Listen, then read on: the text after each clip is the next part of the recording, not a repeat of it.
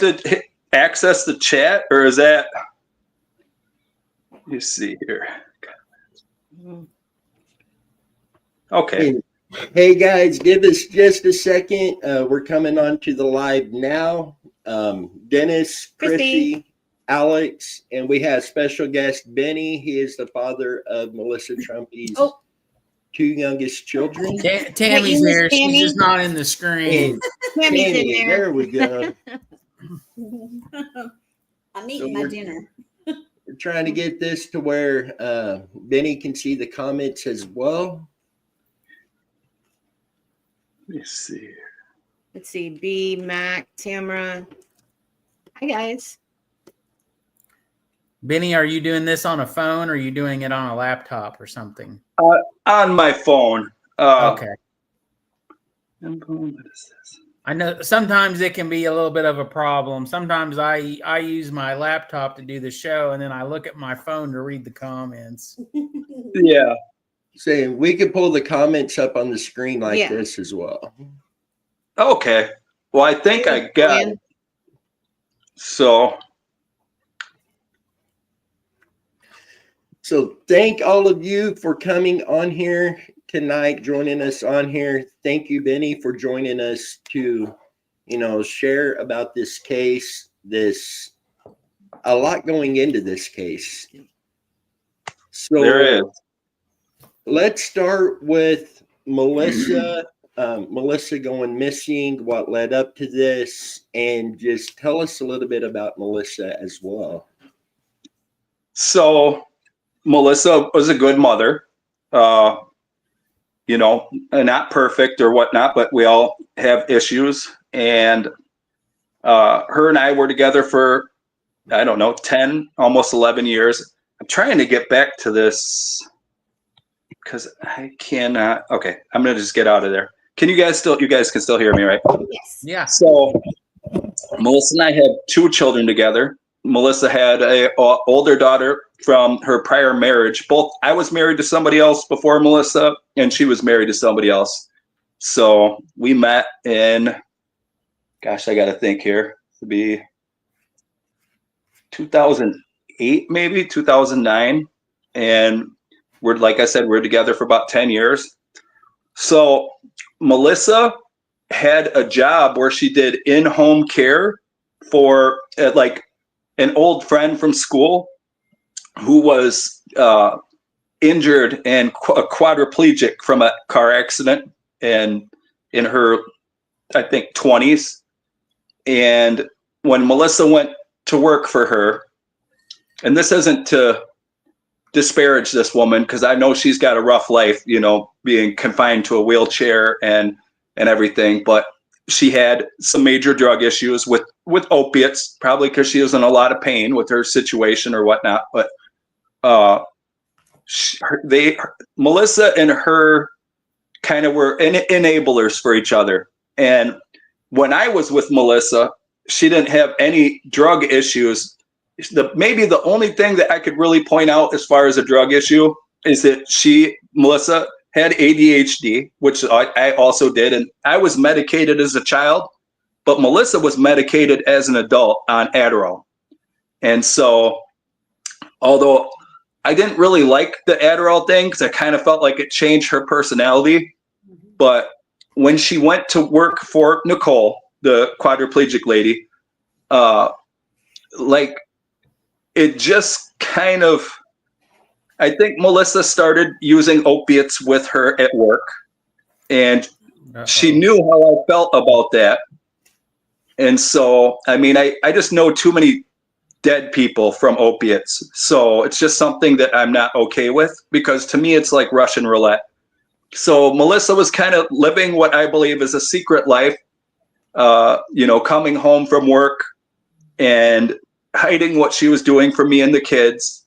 And a lot of times not coming home from work, she's got to stay overnight and take care of Nicole, and really sacrificed her own family to care for this woman. And they were just bad influences on each other. So I think Melissa understood how I felt about the opiates and probably got tired of living this secret life And the girl that she was taking care of, the woman she was taking care of, she had a boyfriend that was selling heroin. And I was trying to tell Melissa, like, Melissa, you have got to get away from these people because they're going to take you down with them, you know? But I think what happened is Melissa developed a secret, you know, opiate addiction. And that boyfriend of this woman, Derek Hammer, was his best friend, I guess, at the time. So I think Derek came along, and here he's on heroin and methamphetamine and other hard drugs. And so I think Melissa just saw that as, here's somebody that she could be herself with, and that she doesn't have to hide what she's doing, you know, and live this secret life.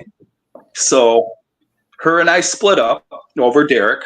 I wasn't really happy about it. We had some incidents over it, but I was more worried about my children being around this guy that's, you know, spun out on a bunch of hard drugs. So it wasn't like an easy split or anything. And my children went through a bunch of traumatic experiences. They watched Derek overdose on heroin. Melissa saved his life. And this is like maybe like a year before she disappeared. And my kids witnessed this all. I guess Melissa told me about it herself, and she said that Derek was blue and not breathing, and for 10 minutes, blue and not breathing. And my kids are witnessing this. So Melissa's doing CPR on Derek, and then she called the paramedics, and they came and they gave him that Narcan. And from the way it was described to me, that Narcan raised him from the dead. Yeah. And basically, just my kids saw a lot of fighting. And then a month before Melissa disappeared, there was a gun incident where Derek went bonkers in the house. He was hitting Melissa with like a kitchen utensil, like a spoon or a spatula, and of course in front of my children. And then he pulled out a shotgun and pointed it at her. And of course, Derek was, you know, he's a felon. As a matter of fact, to hear his record, it sounds unbelievable. But so he's the suspect in other murders, including his dad's. His dad, Jeff Hammer, has a cold case homicide. Jeff Hammer's body was found on the same road that Derek and his friend Jason Niesman abandoned Melissa's truck on the same morning that Melissa disappeared. A year after his dad was murdered, he shot at a girlfriend that he was living with in Pearl City. And I guess she was fleeing his residence. And of course, he got a slap on the wrist for that.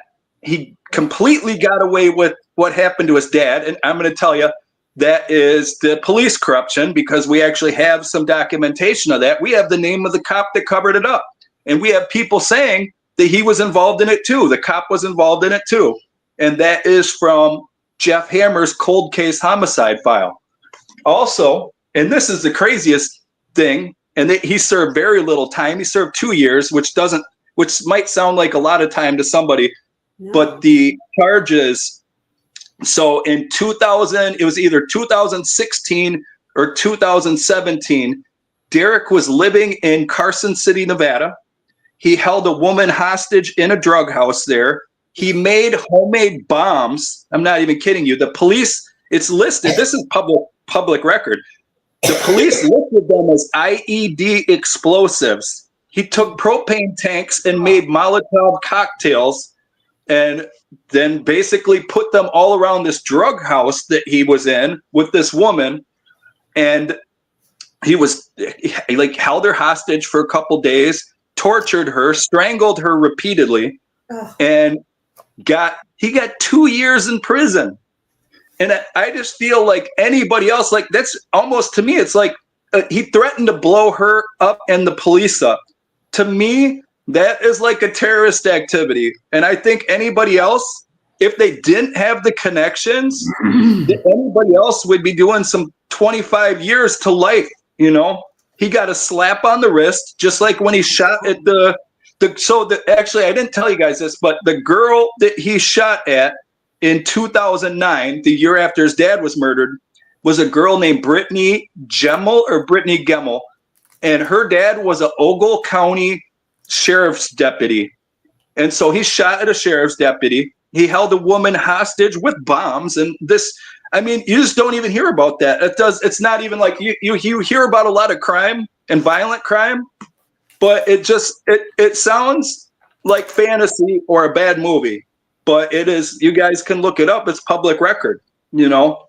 This is a total failure on law enforcement's behalf of everything that's ever happened.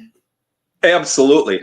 Seriously, I mean, every single incident that this guy has been involved in and everything, it's just been one failure that failed some other person that was a victim of some way, shape, form, or another, that he kept getting away and doing things. Yep. I mean, and it's not, I don't think it's not him slipping through the cracks.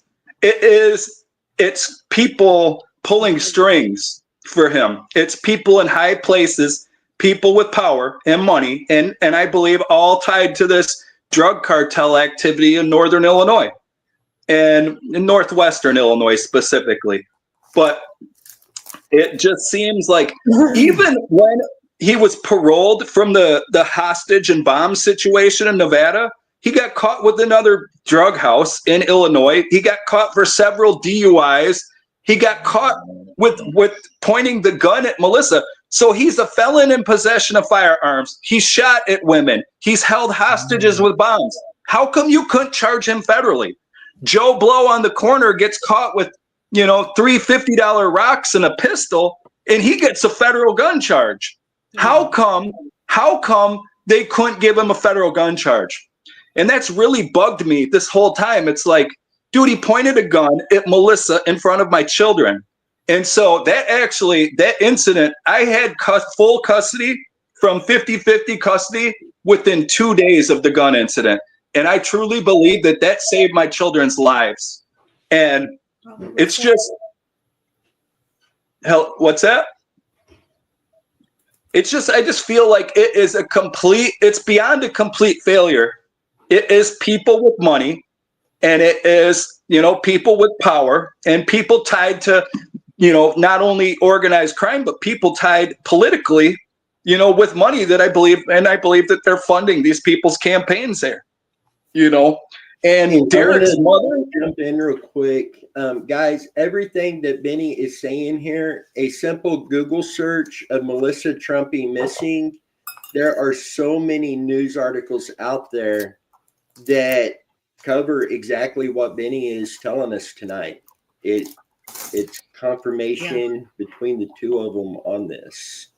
They still have not. Now, 3+ years later, this October here was 3 years, October 27th. They still have not charged him for what happened to Melissa. They refuse to address the accomplices, literally. So there's a lady on here that I just seen here a few minutes ago. I seen Corinne Wallace.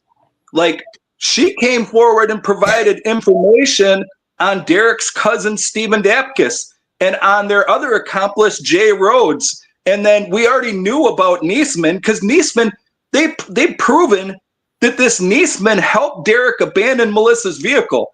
You know what? They let him hide out at some woman's house for like maybe a month or two, and then they let him skip off down to the state of Florida. He lived his whole life in Illinois.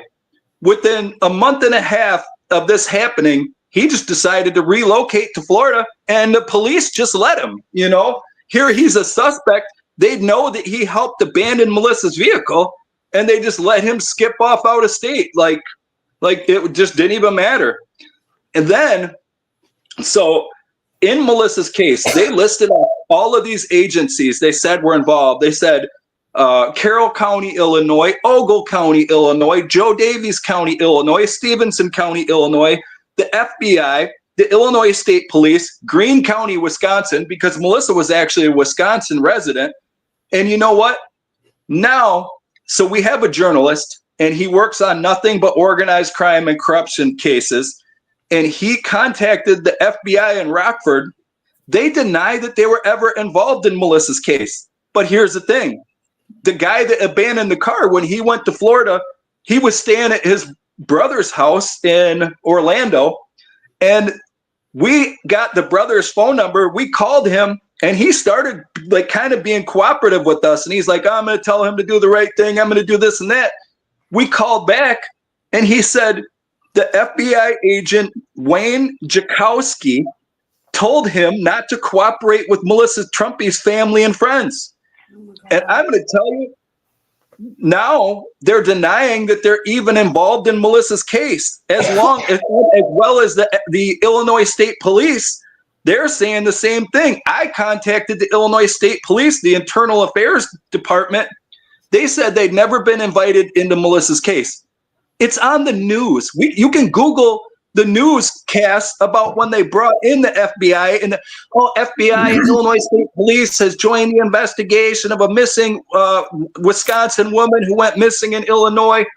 Then we have the press release from Carroll County saying Illinois State Police, FBI.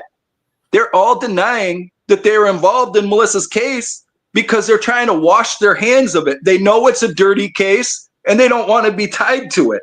And it's like, to me, everybody is trying to just, pass the buck to another department or agency. They all pass it on to Carroll County. Well, Carroll County is where all this corruption is going on. Carroll County is where Derek's mother is the village clerk of Shannon. Carroll County is where, his mother was campaigning for the senator that's from her same hometown, and she was campaigning for him, and that's Andrew Chesney. And so she campaigned. I have a picture of her driving the campaign truck with his picture, and he's personally thanking, Andrew Chesney is personally thanking Denise Hammer for campaigning for him. And so they're all connected to these crooked, just corrupt political people. And I believe they're all connected with this whole drug trade thing. And I think that a lot of it is because A, it's Illinois, and B, because that area is the access for Northern Illinois to the Mississippi River. And during all this stuff, we developed a lot of information that a lot of the people who were involved in the drugs, the people that were involved with Derek and this Jay Rhodes, who we know beyond a shadow of a doubt helped Derek, is with his cousin and Niesman, and these guys are involved in this drug trafficking. And it's not like, petty people selling drugs on the corner. It's international drug trafficking. It's people moving drugs up the Mississippi River. And it's been going on for a long time, just unchecked, because people are paying people off, and there's high level people protecting them.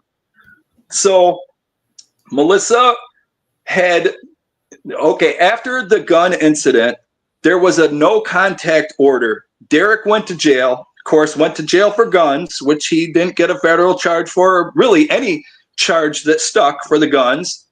And then drugs. Melissa also herself got charged with the drugs because it was her house in Wisconsin. And then she got charged with child neglect.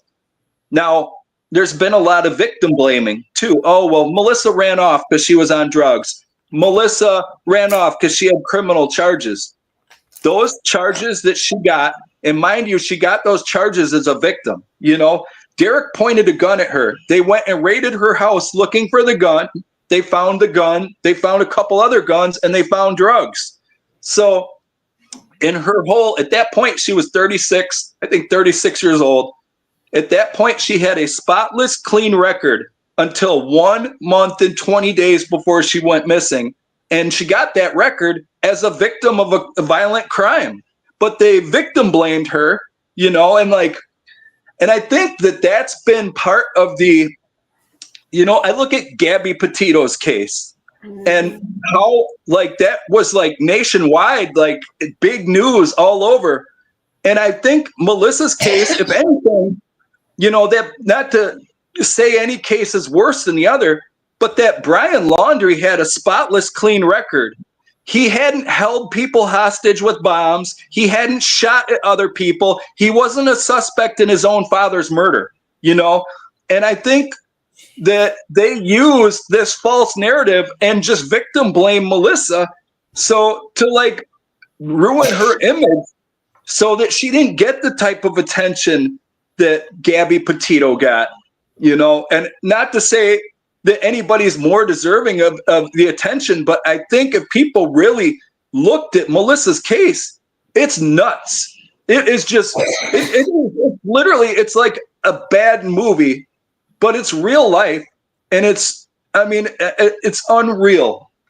And the level that the police have gone to, they could have wrapped this case up. And this is no joke. Corrine can affirm this, but they could have wrapped up this case within a few weeks if they would have held all these guys and just leaned on them, and they would have broken them. Instead, they protected these guys and literally just let one guy leave to Florida.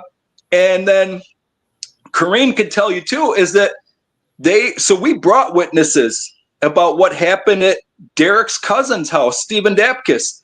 Stephen Dapkus ripped out his kitchen floor a day or two after Melissa disappeared, and he lived in this apartment building that nobody is remodeling. Nobody's moving into this place. It was a slum. I mean, a super slum. Nobody's moving in and remodeling this place.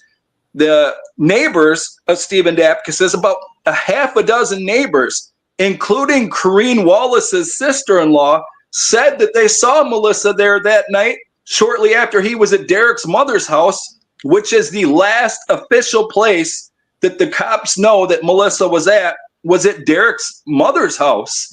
And so in between that time, we believe Melissa went with Derek to his cousin's house.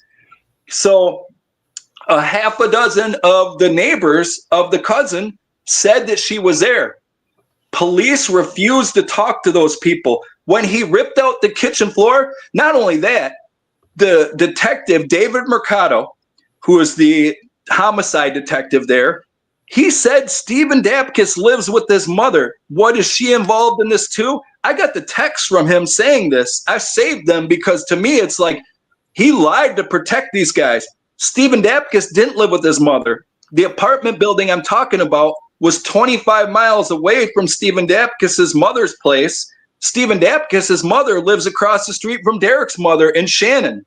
The apartment building is 25 miles away outside of Mount Carroll. And, the detective lied and said Stephen didn't even live there. And he's like, Stephen Dapkus lives with his mother. He was real condescending. He's like, what, is she involved in this too? And I'm like, yeah, if she's telling you Stephen lives with her or she lives with Stephen, she is involved because she's protecting him. And then when he finally, so it took me arguing with him for a couple days to get him to admit where Stephen really lived, right? And he's lying to me this whole time. And I'm telling him we know better. And when he finally admitted it, and I'm telling him, Stephen's neighbors are saying that he's ripping out his linoleum kitchen floor. And this is within days of this happening. And they're like, David Mercado said, we sent 2 detectives to Stephen Dapkus's apartment. And now after lying and saying Stephen lived with his mother, if he would have ripped out his kitchen floor, they would have noticed it. It was layers of linoleum, and then whatever goes underneath the linoleum ripped out. Blind detectives with blind walking canes could have missed what Stephen's ripped out kitchen floor. And so at the time he's telling us this, we had pictures, a dozen plus pictures of the ripped out linoleum kitchen floor that neighbors took and sent to us. And it's like this whole time they refused to question the neighbors. They're saying a couple of neighbors said Melissa was bleeding from her head and left there and that she was allegedly still alive. And this is like 2 or 3 in the morning. So the same night, 4 a.m. in the morning. Now, here's the thing. Melissa's vehicle, the GPS was backtracked. So that same night she disappeared, her vehicle actually did sit in Shannon outside of Derek's mother's house. So we know that Melissa went in another vehicle to Stephen Dapkus's apartment. This is one of the fishy spots where the cops are trying to cover it up to protect the cousin and the other people who helped him. So when 4:30 in the morning, 4 or 4:30, Denise Hammer made several 911 calls. And to this day, the police still refuse to release them. And we're like, they can release body cam footage when a cop shoots an unarmed person before trial. You can't release these 911 calls because they know that it not only incriminates Derek, it incriminates Derek's mother. So Derek's mother was terrified, called 911. I have heard some of what's on these 911 calls, and allegedly she was terrified, the mother. Derek wouldn't allow her into her own basement. And whether or not it's on the 911 calls or what she told cops that morning, because a SWAT team was assembled, just like the SWAT team that raided Melissa's house a month and 20 days prior when Derek pointed the gun at Melissa. When they come for Derek, they know his record of shooting at people and murder suspect and who holds hostages with bombs. They're not sending 2 uniformed cops to his door. They assemble a SWAT team of like half a dozen to 10 different agencies. And when they come for him, it looks like a military action. Literally, we're talking about helicopters and those Bearcat, whatever, breaching vehicles that look like tanks, when they come for him. And this is twice within a month and a half. They assembled 2 different SWAT teams, one for the raid on Melissa's house, the other for the raid on his mother's house. So that morning, the mother told police that Derek was leaving her house with some tarps or a Christmas tree bag in her nice folding tables. She got woken up at 4 a.m. in the morning, and this is the night that Melissa disappeared. So at the same time, that morning, the mother quit cooperating. And when she quit cooperating, she did a 180 and lawyered up. Then her story started changing. Mind you, this whole time she's remained the Shannon village clerk and in a position of, like an official position where she's connected. I mean, she pays the Shannon police's salary. She writes their paychecks. She is affiliated with Andrew Chesney. She is affiliated with the judges, with the entire county. She's affiliated with the Shannon Village Board is affiliated with the county board, and they're all connected and they're all protecting her the same way they protected the family when the dad was murdered, And truly, I believe if they would have held him and I believe this corrupt police and likely his mother accountable in his dad's death, then Melissa would still be here today. If they would have held him for longer than 2 years in Nevada for the bomb and terror, like hostage situation and torturing this woman and holding her hostage for days, if they would have held him longer than 2 years, or when he got caught with the drug house in Illinois, if Illinois would have contacted Nevada and said, hey, Derek Hammer just violated his parole in Illinois. We want to send him back to you. There's so many different things that when my son reported the gun incident at the home, this is a month and 20 days before Melissa disappeared. He was trying to save Melissa. My son, literally, to me, my son is a hero because my son, he was 6 years old at the time.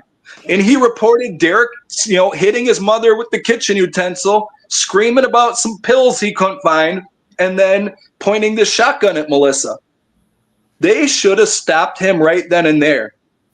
Instead, Derek got bonded out, of course, by his enabler mommy, with this money and power. So she bonds him out, gets him the best attorneys, and I believe uses her, official pull and connections to these attorneys and connections to drug traffickers to get him out of trouble when he's in trouble. So when he was bonded out, there was a no contact order written directly into the bond. It said Derek Hammer is to have no contact with victim Melissa Trumpy.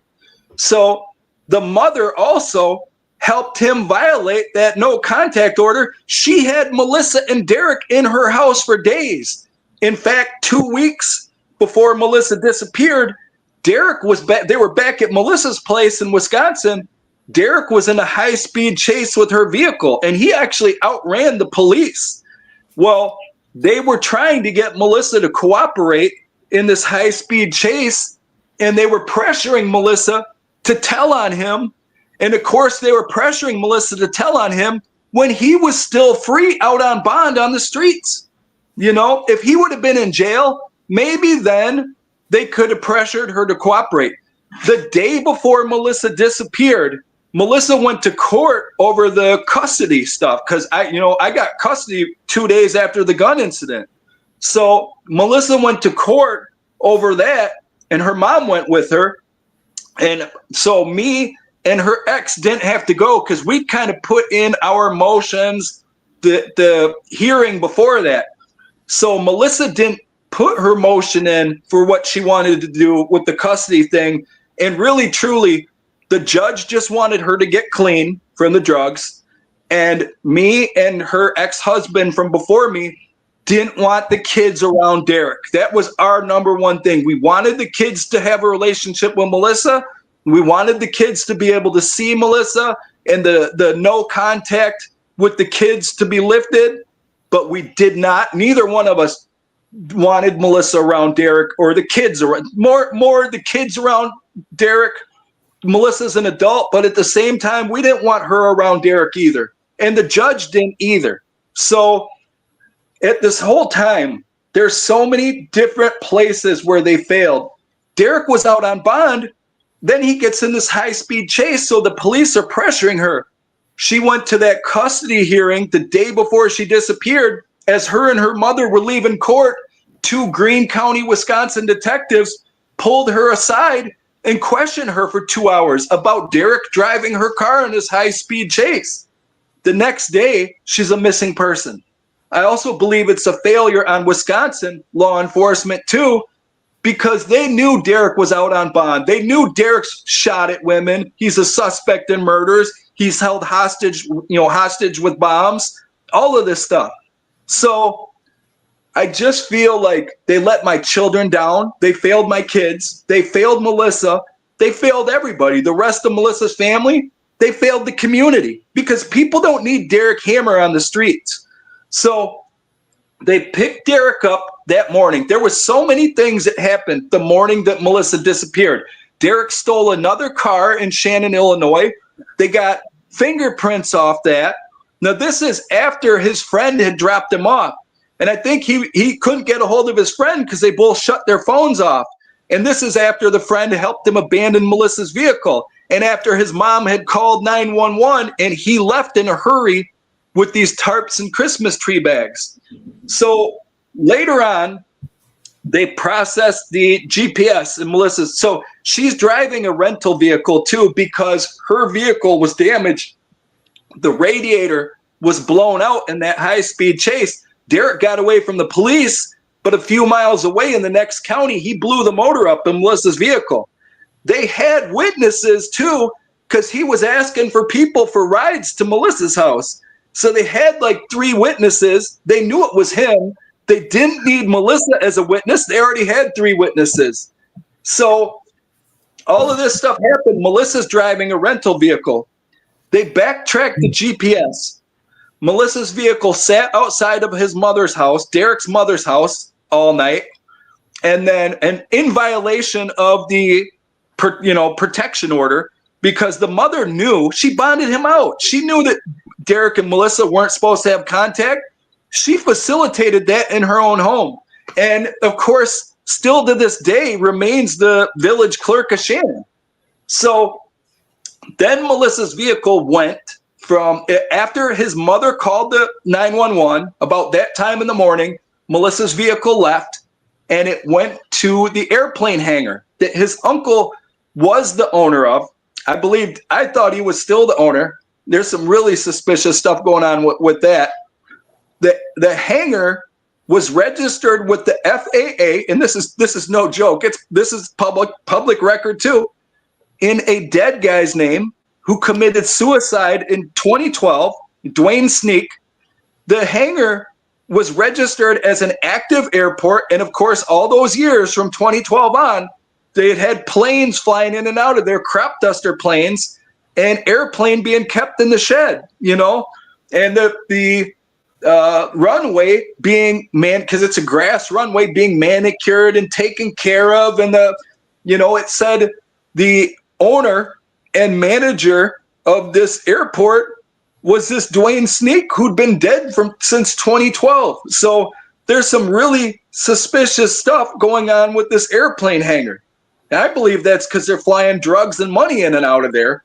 And there's some pretty good documentation backing that up. But Melissa's vehicle went from the airplane hangar back to his mother's house, Derek's mother's house. Then it went to his friend Jason Niesman's house. Then it went to where it was abandoned.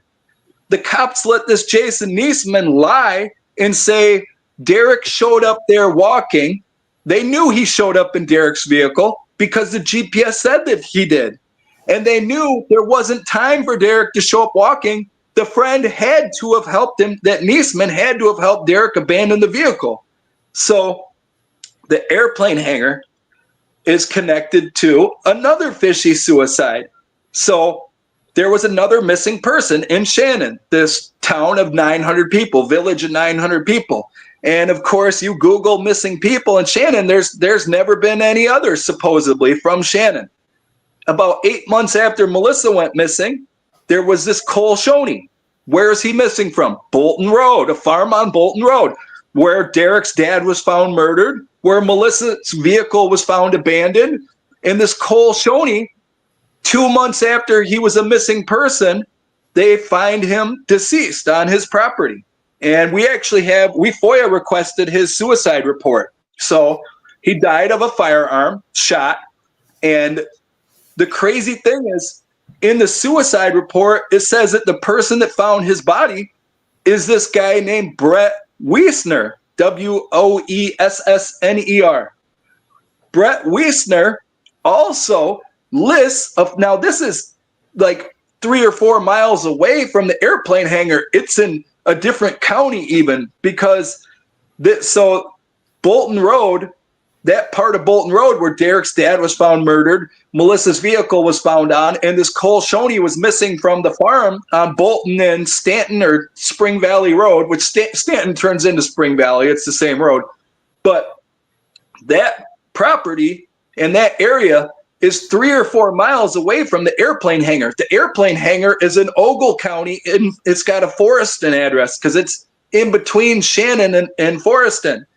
So Brett Wiesner and his brother Brad also show up as owners. There's some really weird overlapping ownership to this airplane hangar. It's bizarre because it shows all these different owners. It shows Joe Hammer, Derek's uncle. It also shows these Wiesners. But then the airport itself, it's on the property, showed that it was owned by Dwayne Sneak and managed by Dwayne Sneak, and Dwayne has been dead since 2012.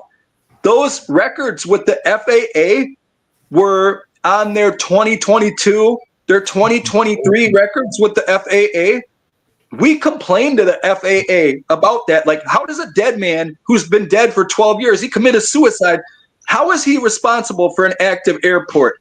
You think that they monitor airports a lot better than that because, I mean, planes are just kind of like, I don't know, like you can do anything with a plane. Look at 9/11, and you would think that, or fly drugs around and anything, or fly, you could fly people in and out of the country. There's a lot you could do with a plane that they should be better monitored than an airport being run by a dead guy for since 2012. And we complained about that. They finally transferred ownership and management, and it was just last year. It was 2023, like maybe the middle or end of 2023. They finally transferred the ownership out of Dwayne Sneak's name. And like I said, though, the airport was owned and managed by Dwayne all these years after his death.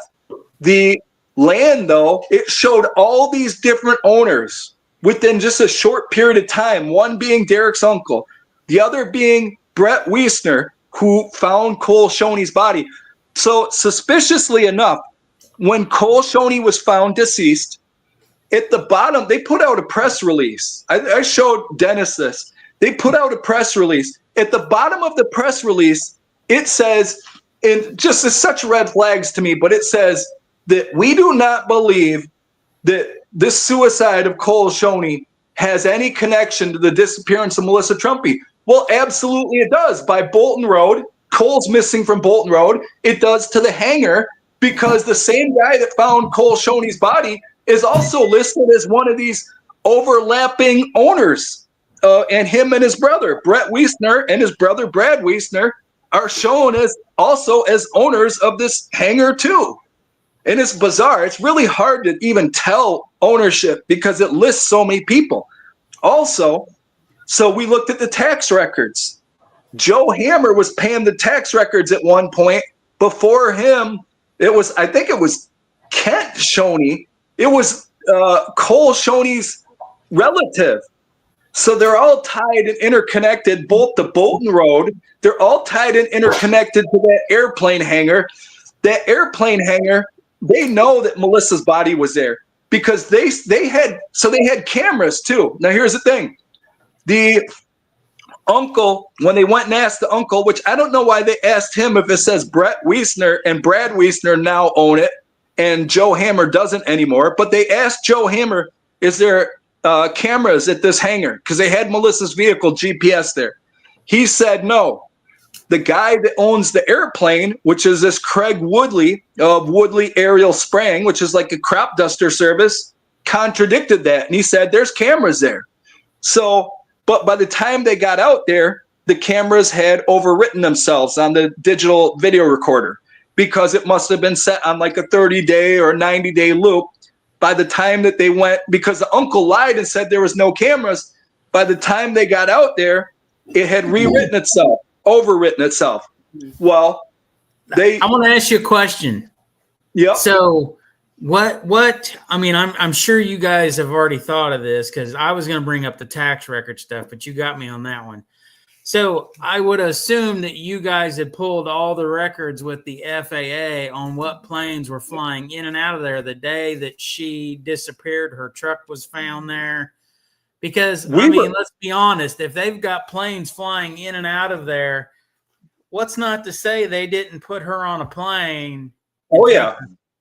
So, I assume that people have looked into what, FAA numbers on the planes were in that location through the was there any type of record keeping that was listed? So this is the thing here is that we contacted the FAA. They've never, ever responded to us. I filed an online complaint and detailed all of this and said that Melissa could have been flown out of there. That's something we've considered since we learned that there was an airplane hangar involved.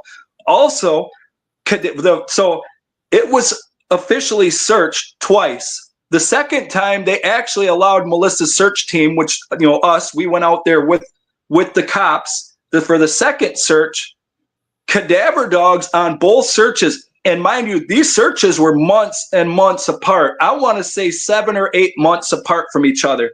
So the cops searched it by themselves the first search. Cadaver dogs hit behind the shed the plane was kept in, right next to the shed. And that video, I told you the video overwrote itself. But here's the thing. They have a program. They brought that all back up. But here's where it gets tricky. They said that when they do that, it brought it, because when you have a DVR overwrite itself, they have programs to bring back what was written over.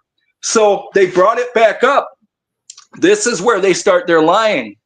They said they can see Derek pull in at 4 in the morning or something. I'm just give or take 4:30 in the morning. They seen Melissa's truck pull in. They seen Derek drive in. They seen him drive behind the shed where the cadaver dogs hit.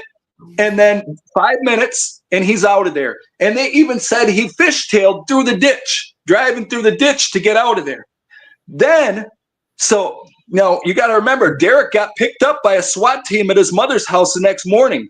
We believe Melissa's body was there and did not leave there until someone else came and got Melissa's body, because Derek got picked up before he could do anything. I think he tried to go home, smooth things over with his mom and the police, but because of the stuff in Wisconsin, the high-speed chase and violating his bond and stuff, Wisconsin wanted him.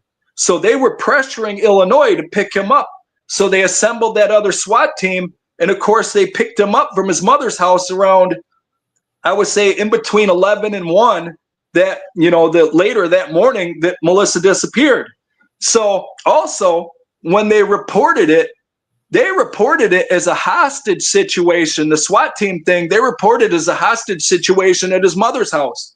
And they were, for a couple days, they were saying he held his mother and his stepdad. His stepdad was in hospice. He died a few days later. His stepdad did.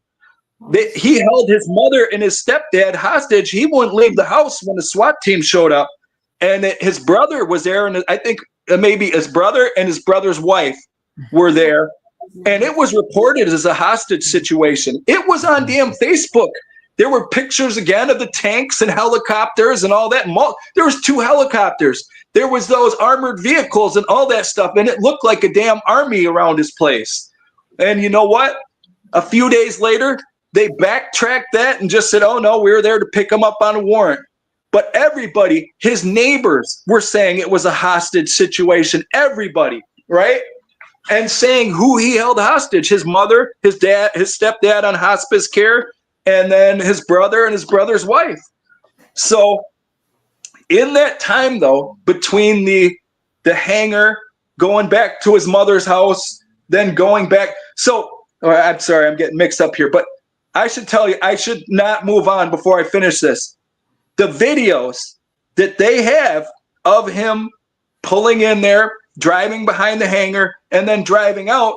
Now, they say when they pull it back up, when it's written over itself, that it's out of chronological order. But to me, it just sounds stupid. You watched him pull in there. You watched him pull out. You didn't just keep watching the video to see what happened from there. And cadaver dogs hit behind the shed. Then months and months later, when the police and even us, Melissa's search team, searched it again, cadaver dogs hit in the same exact spot. And this is like 7 or 8 months later. And they hit in the same exact spot. And I just like it. We always thought exactly what you were saying. Melissa might have been flown out of there. I mean, there's so many different possibilities. At the very least, what's that? No, go ahead. No, I'm sorry. Go ahead. Yep. At the very least, somebody else came back and got Melissa's body, because Derek was picked up by a SWAT team a short time later. We believe that it is probably his buddy Jay Rhodes and maybe his cousin Stephen Dapkus, plus his other cousin who's had said some really nasty things to Melissa's sister, that if she wants to see Melissa again, she better kill herself and commit suicide. And so he even said this, and this is awful, but he said that he smelled the decomposition on Melissa's breath. Melissa's sister reported this to the sheriff. Nothing. He also said, when she said, oh yeah, the feds are going to get you, he said, we are the feds. That's what the cousin Mitch Hammer said. Mitch Hammer also, on his Facebook page, you can go look up Facebook right now, Mitch, is it William Mitchell Jr., Mitch Hammer Jr., William Hammer Jr., and it shows that he works for Craig Woodley too. And the house next to the hangar, that was Mitch's childhood home. So you got all these people involved with this, and they do not want to address, the police do not want to address that hangar, because they're trying to say they don't know who came back and got Melissa's body. What did you just do? You stopped watching the video once Derek came in, drove out of there, and and they know that Melissa's vehicle went back to his mother's house, went to Jason Niesman's house, and then went to where it was abandoned, from Jason Niesman's house. So she couldn't have been in the vehicle from back to the mother's house, or back to Jason's house, or back to where the vehicle was abandoned at. They know who's on that video. that came back and got her. They know who it is, and they are protecting those people. Abs 100%. There's no ifs, ands, or buts. And this whole time, they acknowledge that they know Derek's responsible. But they are trying to play it off that he's this one-man army and he did all of this by himself. And they're writing off the airplane hangar. They're writing off what happened to Stephen Dapkus's apartment and him ripping out his linoleum kitchen floor. And it's just all of it. There's just so much more. It's honestly, I could talk about this for months because there's so much to it and it's so complex. But it also that Jay Rhodes, his brother-in-laws, his sister's husband's two brothers, run this business out on the Mississippi River, out at this it's actually an old army base, and it's been closed since 2000. And it's in the same county. It also goes into the next county, but it's the old Savannah Army Depot.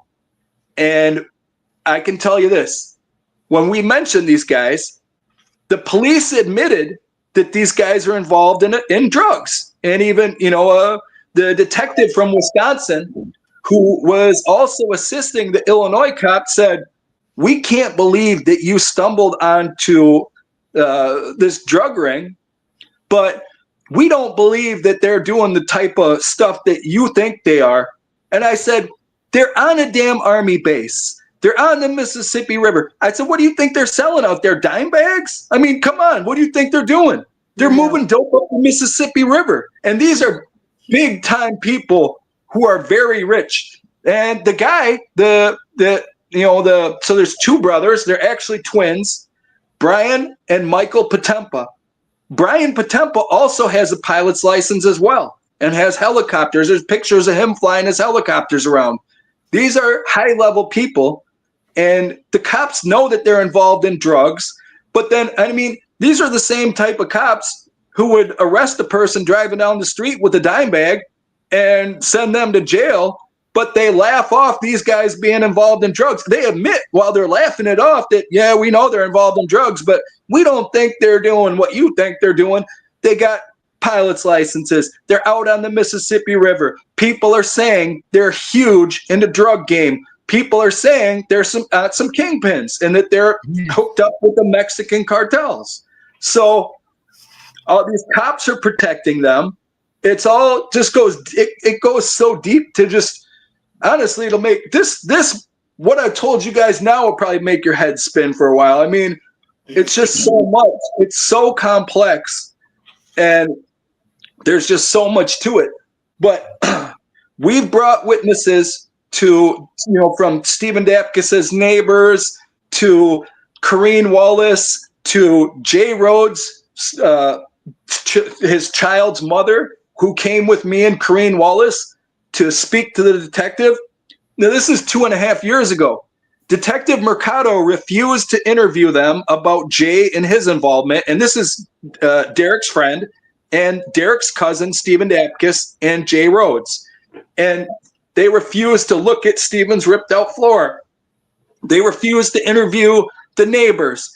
And even Corrine Wallace and Jay Rhodes, his son's mother, who came to the Carroll County Sheriff's Department with me, David Mercado said, oh, we've got all the witnesses we need. Yeah, that was like 2.5 years ago, and they still haven't solved this case. I've always been told that every witness is a good witness until proven otherwise. You take every bit of information in a case like this.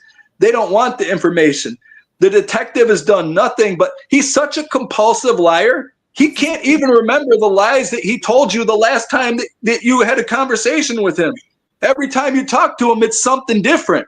And this guy is not that smart of a liar, saying that, Stephen Dapkus lives with this mother. What is she involved in this too?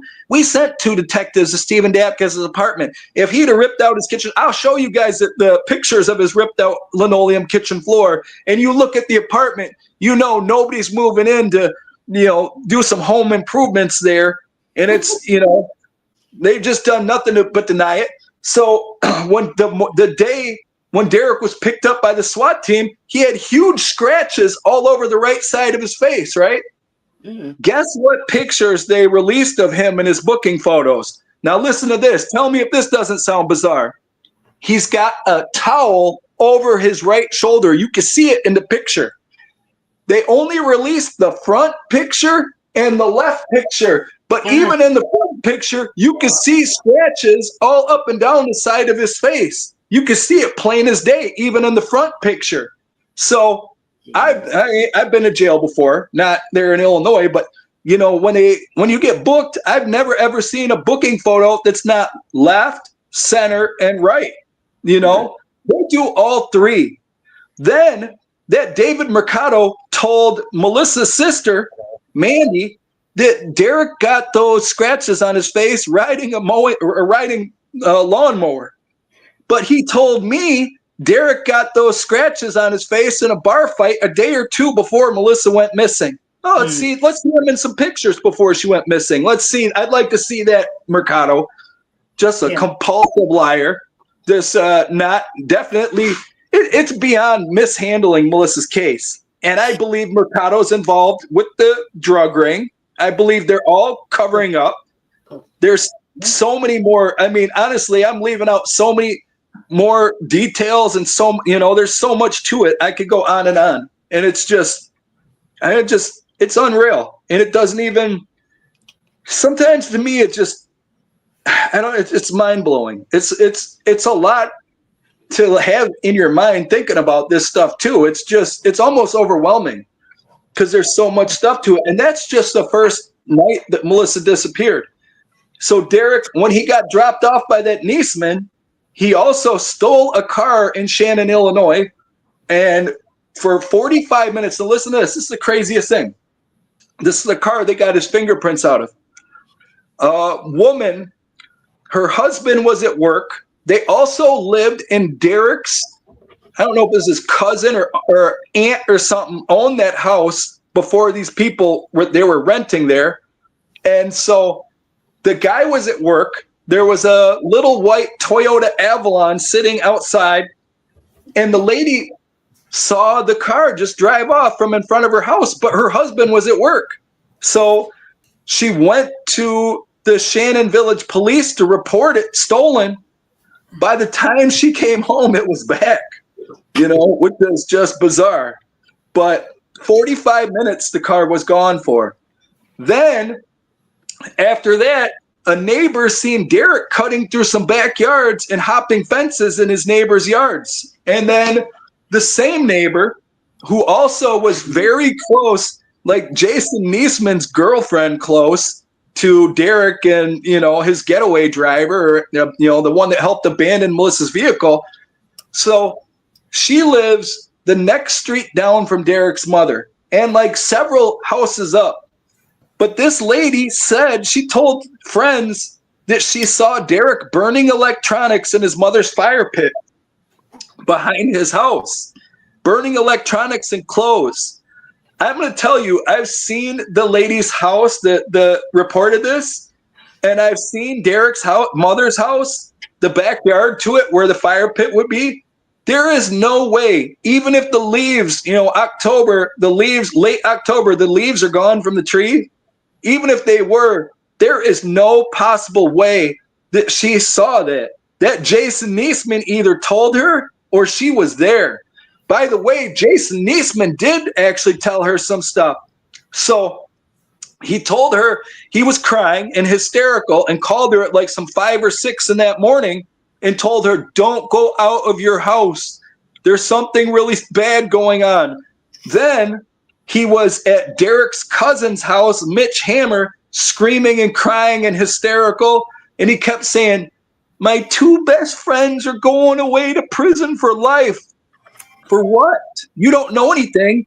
You're telling the cops you don't know anything. Derek showed up at your house walking for her. How come you're telling people your 2 best friends are going away to prison for life? And who's your other friend? Jay Rhodes is his other best friend, him and Derek. And so they never got Derek for the stolen car, even though they admitted that his fingerprints were in it. Allegedly, they luminoled the trunk. They said there was no DNA in the trunk because we thought, well, that was another possibility from the airplane hangar too. that maybe he drove Melissa's body in that car that he stole, and then returned it. But they luminalled it. They said there was no evidence in that.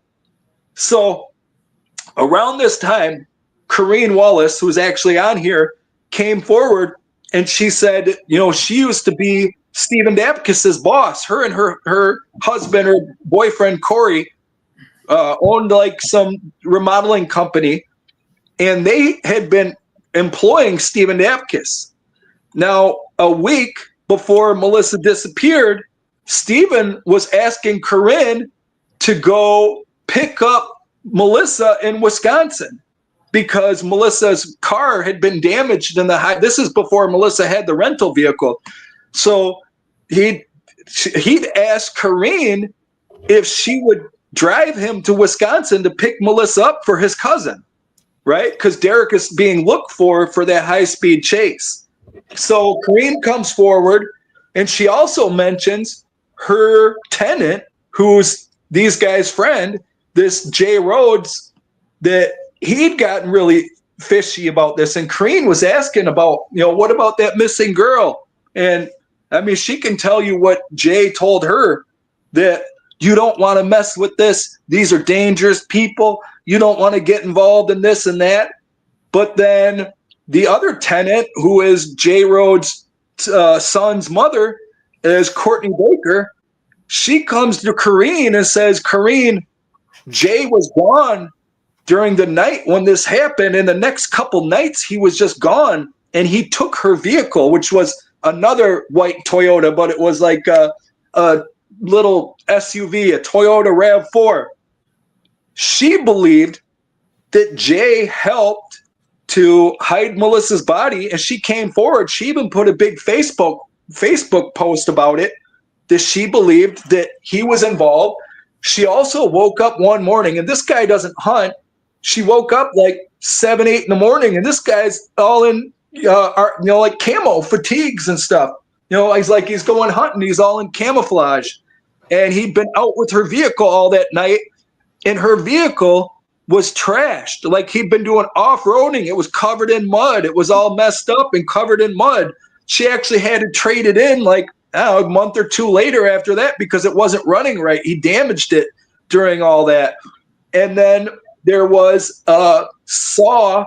There was like a saw in the backyard, and forget the saw and something else. But basically the mother of his son came forward and put a Facebook post. So then she put a restraining order on him. David Mercado refused to come and look at her car. And so then at that point, the vehicle, she ended up trading it in. And Corinne and I called the place, the auto place that she traded it into, which was in Rockford. It was Grody Automotive. And we asked them to put a hold on it, and that they put a hold on the car. They got Stevenson County, because that was another county involved in Melissa's case, and that's because even though Melissa went missing in Shannon, her vehicle was abandoned in Stevenson County. So Stevenson County was one of those other counties involved. Stevenson County sent evidence technicians to Grody Automotive. I swear, they found something in that car, and they had never told the truth about it, because the receptionist for Grody Automotive told Corinne and told myself that they came there to Grody, the evidence technicians for Stevenson County did, and they found something in the vehicle. They told the receptionist that they found something in the vehicle. Then they impounded the car for a while and took it for more evidence testing. Then they never, ever, nothing else. You just don't hear nothing else about it. But allegedly, they'd found something in that vehicle. Plus, Courtney Baker, Jay Rhodes' son's mother, believed that Jay used her vehicle and put a big statement out on Facebook saying, that he was involved with Derek, and she believed that they were both involved in what happened to Melissa. And so her and Jay split. Now, here's the thing. Jay went to Savannah, where the Army Depot is, because he was working there for his in-laws. And so he was out in Savannah, he started dating a bartender for a couple months. After they split up, she contacted me. She said that he was involved in what happened to Melissa. So here's girl number 2. So they were only together for a couple months. Then Jay started dating another lady in Savannah. Now, she wouldn't tell us anything because she was protecting him. She told her best friend, this lady named Ashley. I still have the messages Ashley sent me out of the blue. Says that this girl, I forget what Caressa, which was the third girl who came out about Jay Rhodes' involvement. She didn't tell us, but she told her friend Ashley that Jay was involved. He was protecting Derek. He was there with Melissa's body and all this stuff. Also, all three of them. So the children's mother said Jay's involved with drugs with the Potempas out on that depot, out on the Army depot. The second girl, the bartender, said the same thing. Jay's involved. Whatever they're doing out there, it's some shady stuff, and it's drugs. And he's gone. He'll disappear. He goes to the Twin Cities. He goes to Missouri. He goes here or there. He's out of town all the time. They're running drugs around out of the depot. The third girl, that Caressa, told this Ashley that, yeah, he moves drugs for Brian Potempa. Same thing. He's out of town. He's this and that. So when Derek got arrested, Jay was hiding and laying low. So Derek at one point in time ended up getting bailed out again, right? During the midst of all this. And people were upset. People are finally realizing, all the crimes he's involved in, realizing he's suspect in his dad's murder. When people heard about the bomb and hostage situation, people heard about him shooting at his girlfriend. Well, they find out they gave this dude bail again. They're still not charging him as a suspect in Melissa's disappearance, and that he's back out on the streets, and people were really upset. Of course, then again, when Derek got out, Jay Rhodes went into hiding. Those girls couldn't find him, and they said he's scared. He's scared because Derek's out and this and that. Then when Derek got arrested, all of a sudden then Jay pops back up. So Derek got arrested again. He was out on bond again. This is like the second time since, the gun incident. And he went over to his neighbor's house and he threatened his neighbor, Ken Preston. That's his mother's neighbor in Shannon. And he said, "I'm Derek Hammer. Don't you know I'll kill you?" And then got arrested. The next day, it violated his bond in Wisconsin again. And they sent him back to Wisconsin. This is what I believe. I believe he got out and he realized that these people were after him. His own people were after him for bringing all this heat on them over, Melissa. And then now, so he was in prison in Racine a few months ago. He assaulted an inmate in the prison in Racine, and they transferred him to Waupun. But he did that right when they were talking about bringing him back to Illinois to face charges in the weed house from 2019 that he still hasn't been, he's been charged with it, but he's still never been to court from 2019. That's the weed house he got caught with when he was still on bond from Nevada. And they're trying to bring him back to Illinois for that. All of a sudden, he assaults an inmate in the prison in Wisconsin. I think he knows that his own gang in Illinois has had enough of him. Yeah. And that's why he went and threatened the neighbor, because I think he got out. He was out for a week. People were like, oh, well, he was probably methed out. He was probably high and this and that. He went and did that. I think he was scared because he realized, maybe he got wind of something or he just felt nervous. But I think he put himself back in the Wisconsin jail there. And I think in Wisconsin prison, as soon as they wanted to send him back to Illinois. And so he got another misdemeanor case for threatening the neighbor. At the court for the neighbor, for this misdemeanor threatening him, that Derek's attorney said Derek does not want to come back for the hearing. Can't we just do it on a Zoom hearing?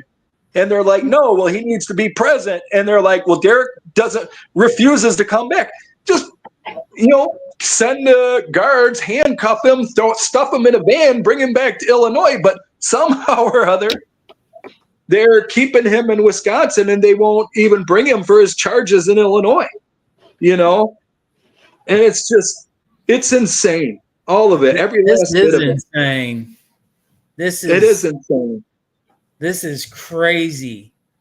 It's nuts. I mean, it really is. The amount of everything that law enforcement could have done to stop everything that has happened, they didn't do none of it. No, I mean, none of it. Every situation where he should have gone to jail and been locked up before she went missing, there was so many opportunities to put him away. She would still be here. Yeah. Down. Oh yeah. If they would have violated his Nevada parole when he got caught with the drug house and these different DUIs, getting caught with drugs and even assaulting Melissa, I think that was right. When he assaulted Melissa, it was close to when his Nevada bond was up, but the weed house, he was still on bond. How come they didn't contact Nevada and say, hey, Derek violated parole and we're shipping him back? But he went to care, like from the parole hearing in Nevada, he went home to Illinois in the care of his mother. But here she's his biggest enabler. Mommy bonds him out. Mommy uses her connections to get him out. All of it. Like every time he gets bonded out, he gets the best attorneys. And, his mother, to me, the mother is just as responsible. So here's another thing. I had heard from some friends that Derek had done some messed up stuff in Nevada. I didn't know how bad it was. I didn't know it involved bombs. We didn't know any of that till later when people were going through his record and we learned the actual details. But I heard it was for something violent in Nevada. And I told Melissa, I said, Melissa, what the hell did he do in Nevada? And she said, don't worry. I talked to his mother about that. His mother told Melissa, this is what she said. She said, Derek was trying to make sure that his girlfriend took care of her kids. So he went to prison for holding a hostage with bombs to make sure that his girlfriend in this drug house that he had took care of her kids. So the mother made Derek out to be some sort of hero to children. That's how she changed the narrative of Derek terrorizing this girl for days in a drug house, holding her hostage with fucking bombs. Excuse my language, but that is how sick and how enabling his mother has been. She conned Melissa into believing it wasn't a big deal. Oh, Derek got those charges because he was trying to make sure she took care of her kids. How the hell do you get a hostage and bomb situation for making sure your girlfriend takes care of her kids? I mean, it just ain't even, it's not even like reality. It's like so far from what happened in Nevada to say that. Then, of course, bonds Derek out, and when he points a gun at Melissa in front of our children, she bonds Derek out when he's a suspect, basically. I mean, we know he's a suspect. They might not be saying it on the thing, but bonds Derek out for the everything, again. And when he goes over and threatens a neighbor and gets some of these high-priced attorneys, and, it's like she's helping him play the system. Plus, she facilitated contact in her home in violation of that bond. I truly believe that she's just as responsible as Derek, for what happened to Melissa. And all this time, she's retained her trusted official position in Shannon and in a position where she works with the police and she writes their checks as the clerk.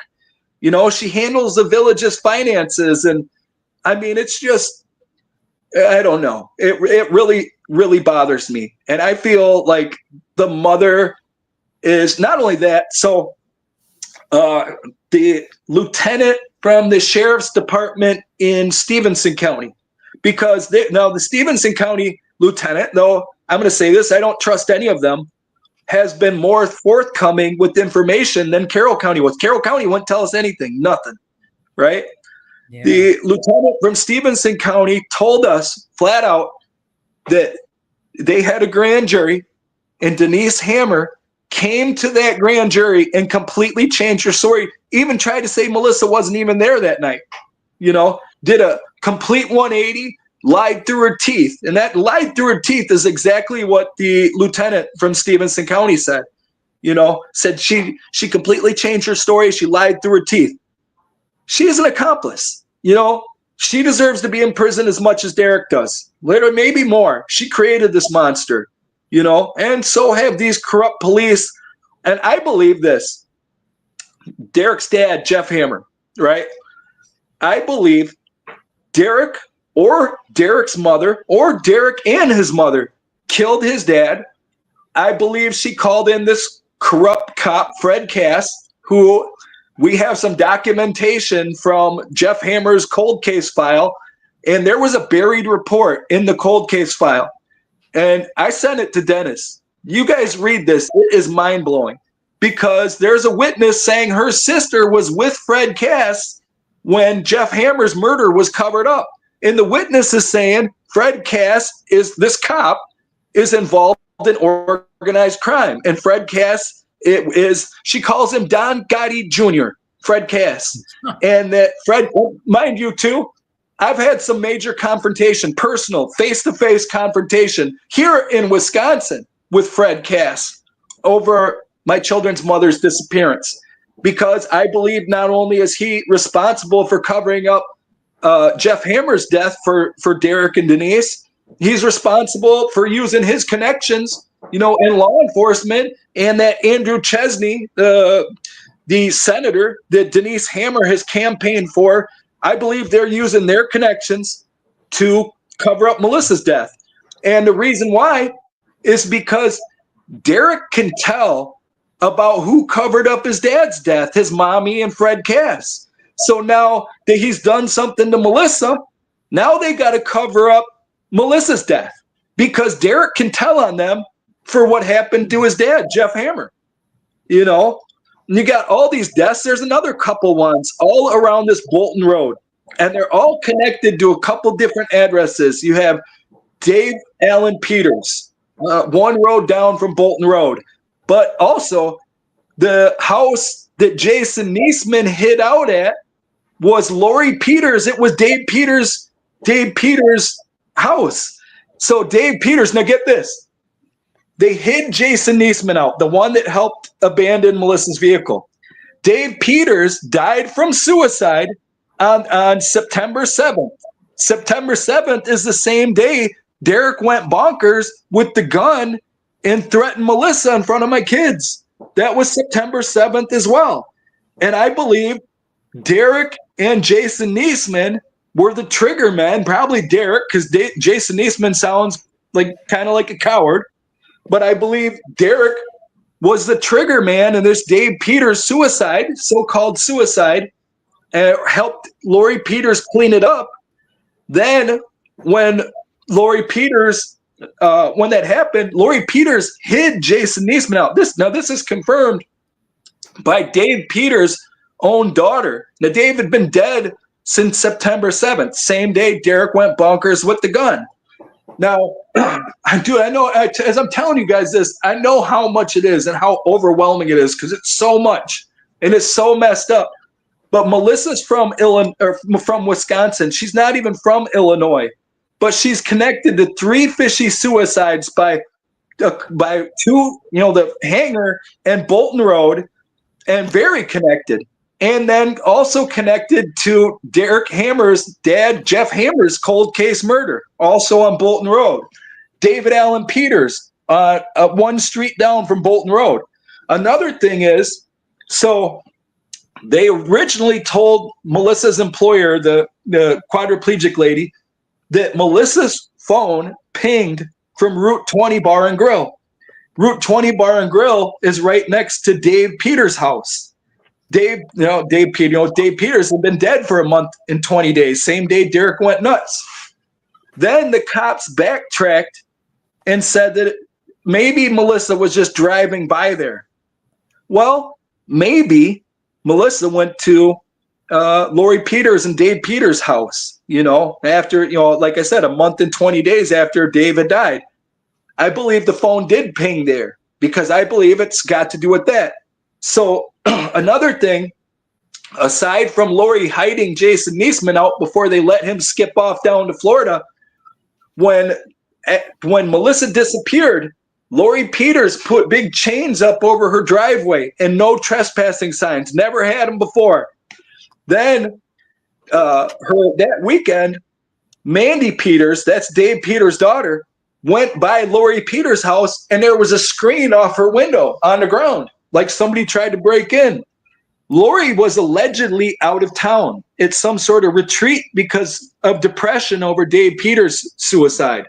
And so another thing, Dave Peters' suicide occurred when he was moving all of his stuff out for a week straight.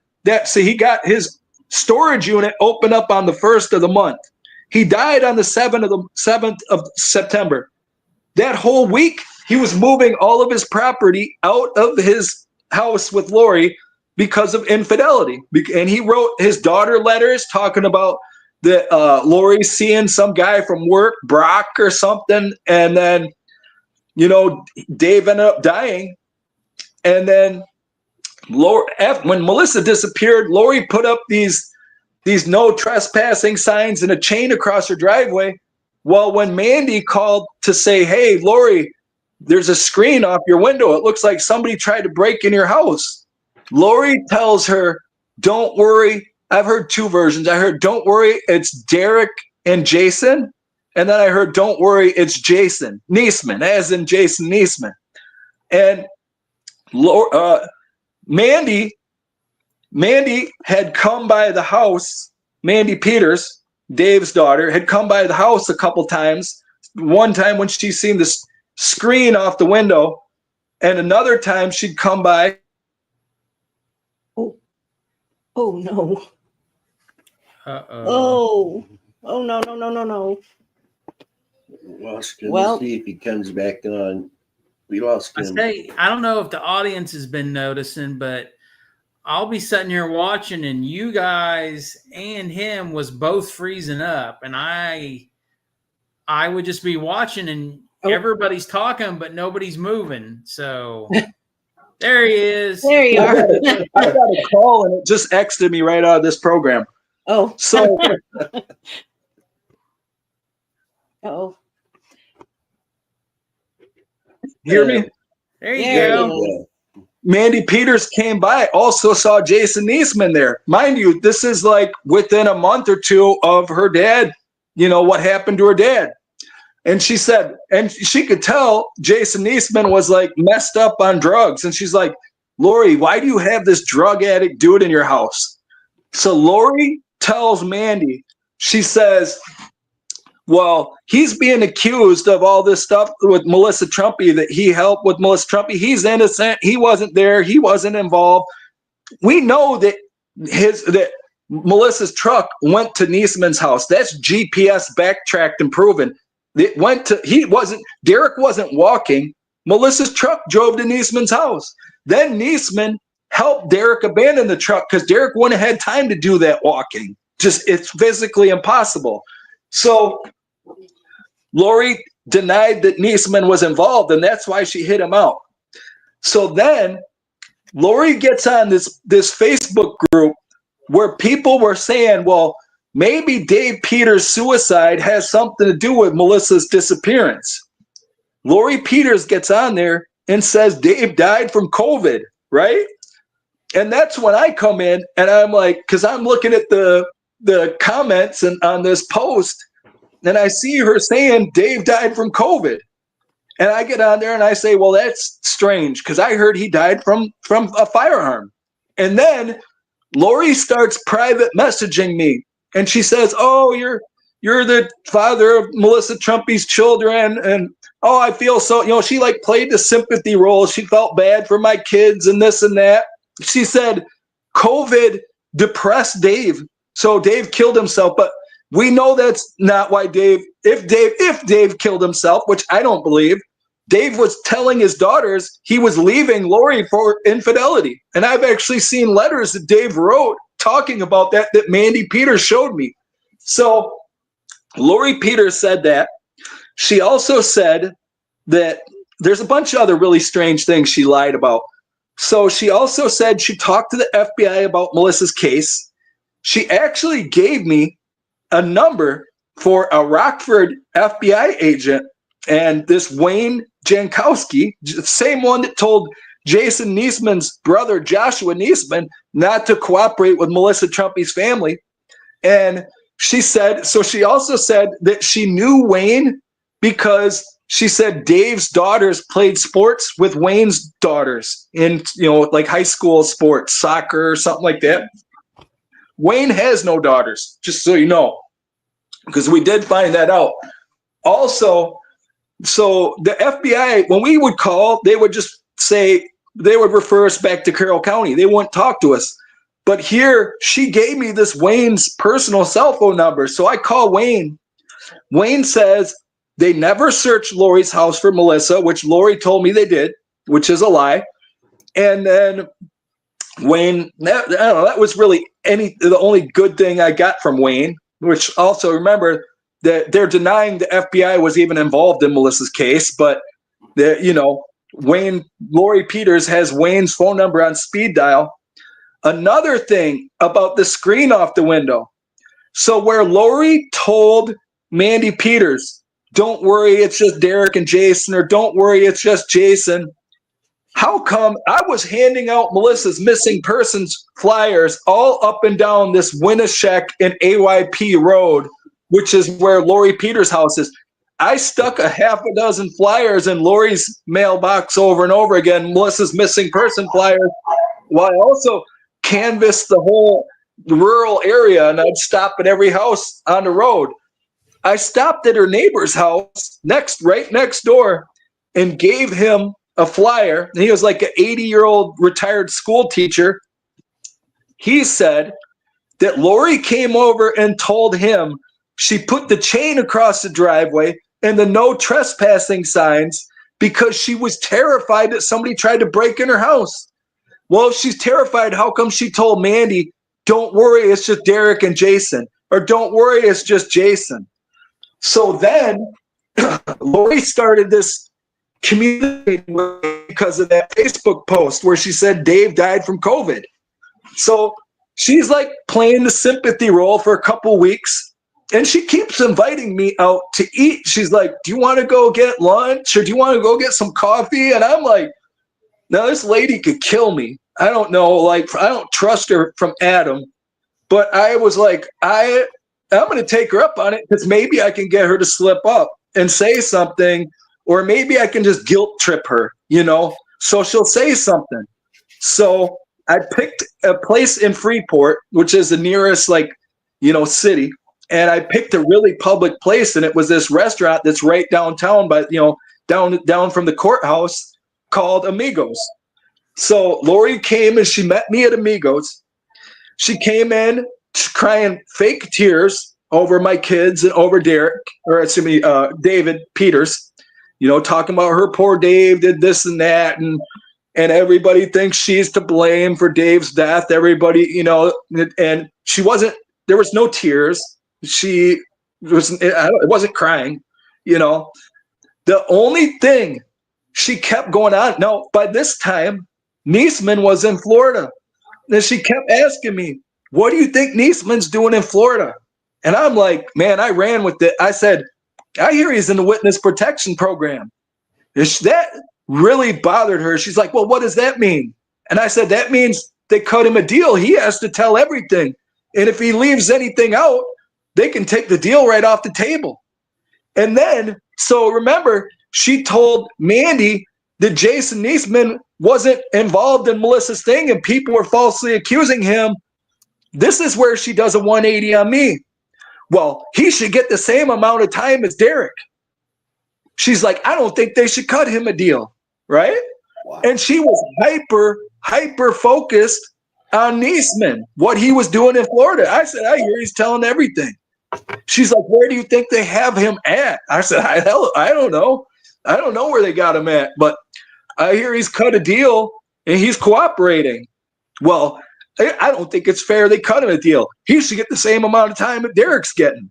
So it's like so contradictory, all of it. It's so, and it's absolutely, she's involved. I believe that crooked Wayne agent is involved. And, you know, where the FBI is saying they're not involved, how come Wayne, and Wayne has questioned several people, you know, in Melissa's case, other people that I've talked to, Wayne questioned them along with David Mercado. Also, it's weird because Wayne's out of the Rockford branch, which is like from there, maybe 45 minutes or an hour. Wayne goes to church in Shannon. He knows all these people from Shannon. You know, they all know him. As a matter of fact, a lady was telling me they came over and questioned her about her ex-husband, and it was Wayne and David Mercado. But the FBI aren't involved in Melissa's case. They told this journalist that's been on Melissa's case now for a year plus, and he is, honestly, he's the U.S. editor for the OCCRP, and that's the Organized Crime and Corruption Reporting Project. They are a worldwide collective of journalists that only focus on organized crime and corruption. They had the Rockford branch had a liaison from the FBI tell him they're not involved in Melissa's case. Well, whose authority is Wayne Jakowski, you know, operating under then?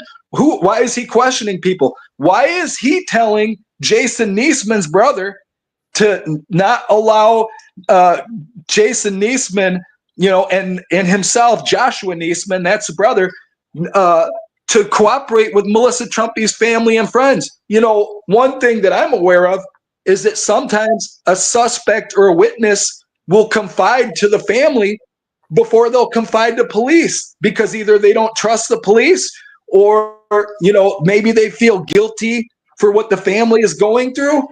I'm going to tell you, I think Wayne Jakowski was obstructing right there, because what if they would have told us, you know, what if they would have told us, what if Joshua Niesman would have had Jason Niesman cooperate?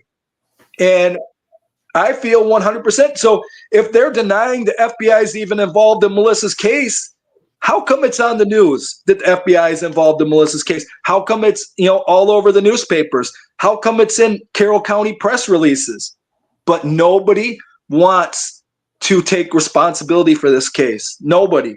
And they're washing their hands of it is what they're doing. They're stepping back from it because they don't want to get wrapped up in it and go down with these corrupt police in Carroll County.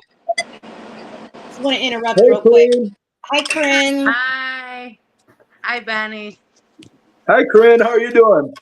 Oh, I'm okay. I'm just trying to help you fill in the holes, hon. Thank you. I know it's so much. It's hard to even, you know, it's so much. Well, we have we have the full 3 years into this thing. And so I also want to mention that multiple people seen Melissa a few days before she disappeared, and she had black eyes. And people were trying to, yes, people were trying to question her, like, are you okay? You know, and they were worried about her and everything. And Derek was like, mind your own business, you know, and shoving her back. And I mean, this is in a public place at Casey's, you know. Yes. And so also you're kind of forgetting that initially Nicole said that Stephen was calling her work all day the day she went missing. Both Derek and called Stephen. her work all day the day she goes missing, and then less than 2 weeks later, Nicole's like, "Oh, that never happened," but she's telling everybody this happened initially. So I believe that Melissa was down to Shannon because she had left Derek. She had taken all of her things. She was not planning on going back, but she was coaxed down there by Stephen, saying, "Oh, you're going to be safe. It's going to be okay. You know, I'm here to protect you from Ham," because she kept calling him Ham, because she didn't want to say his name because she had that order of protection. And so, I mean, initially, that is what we do know, is that she was coaxed down here to Stephen by the cousin. So, and then the cousin was involved in the love triangle because Derek supposedly couldn't get it up. So she was sleeping with Stephen.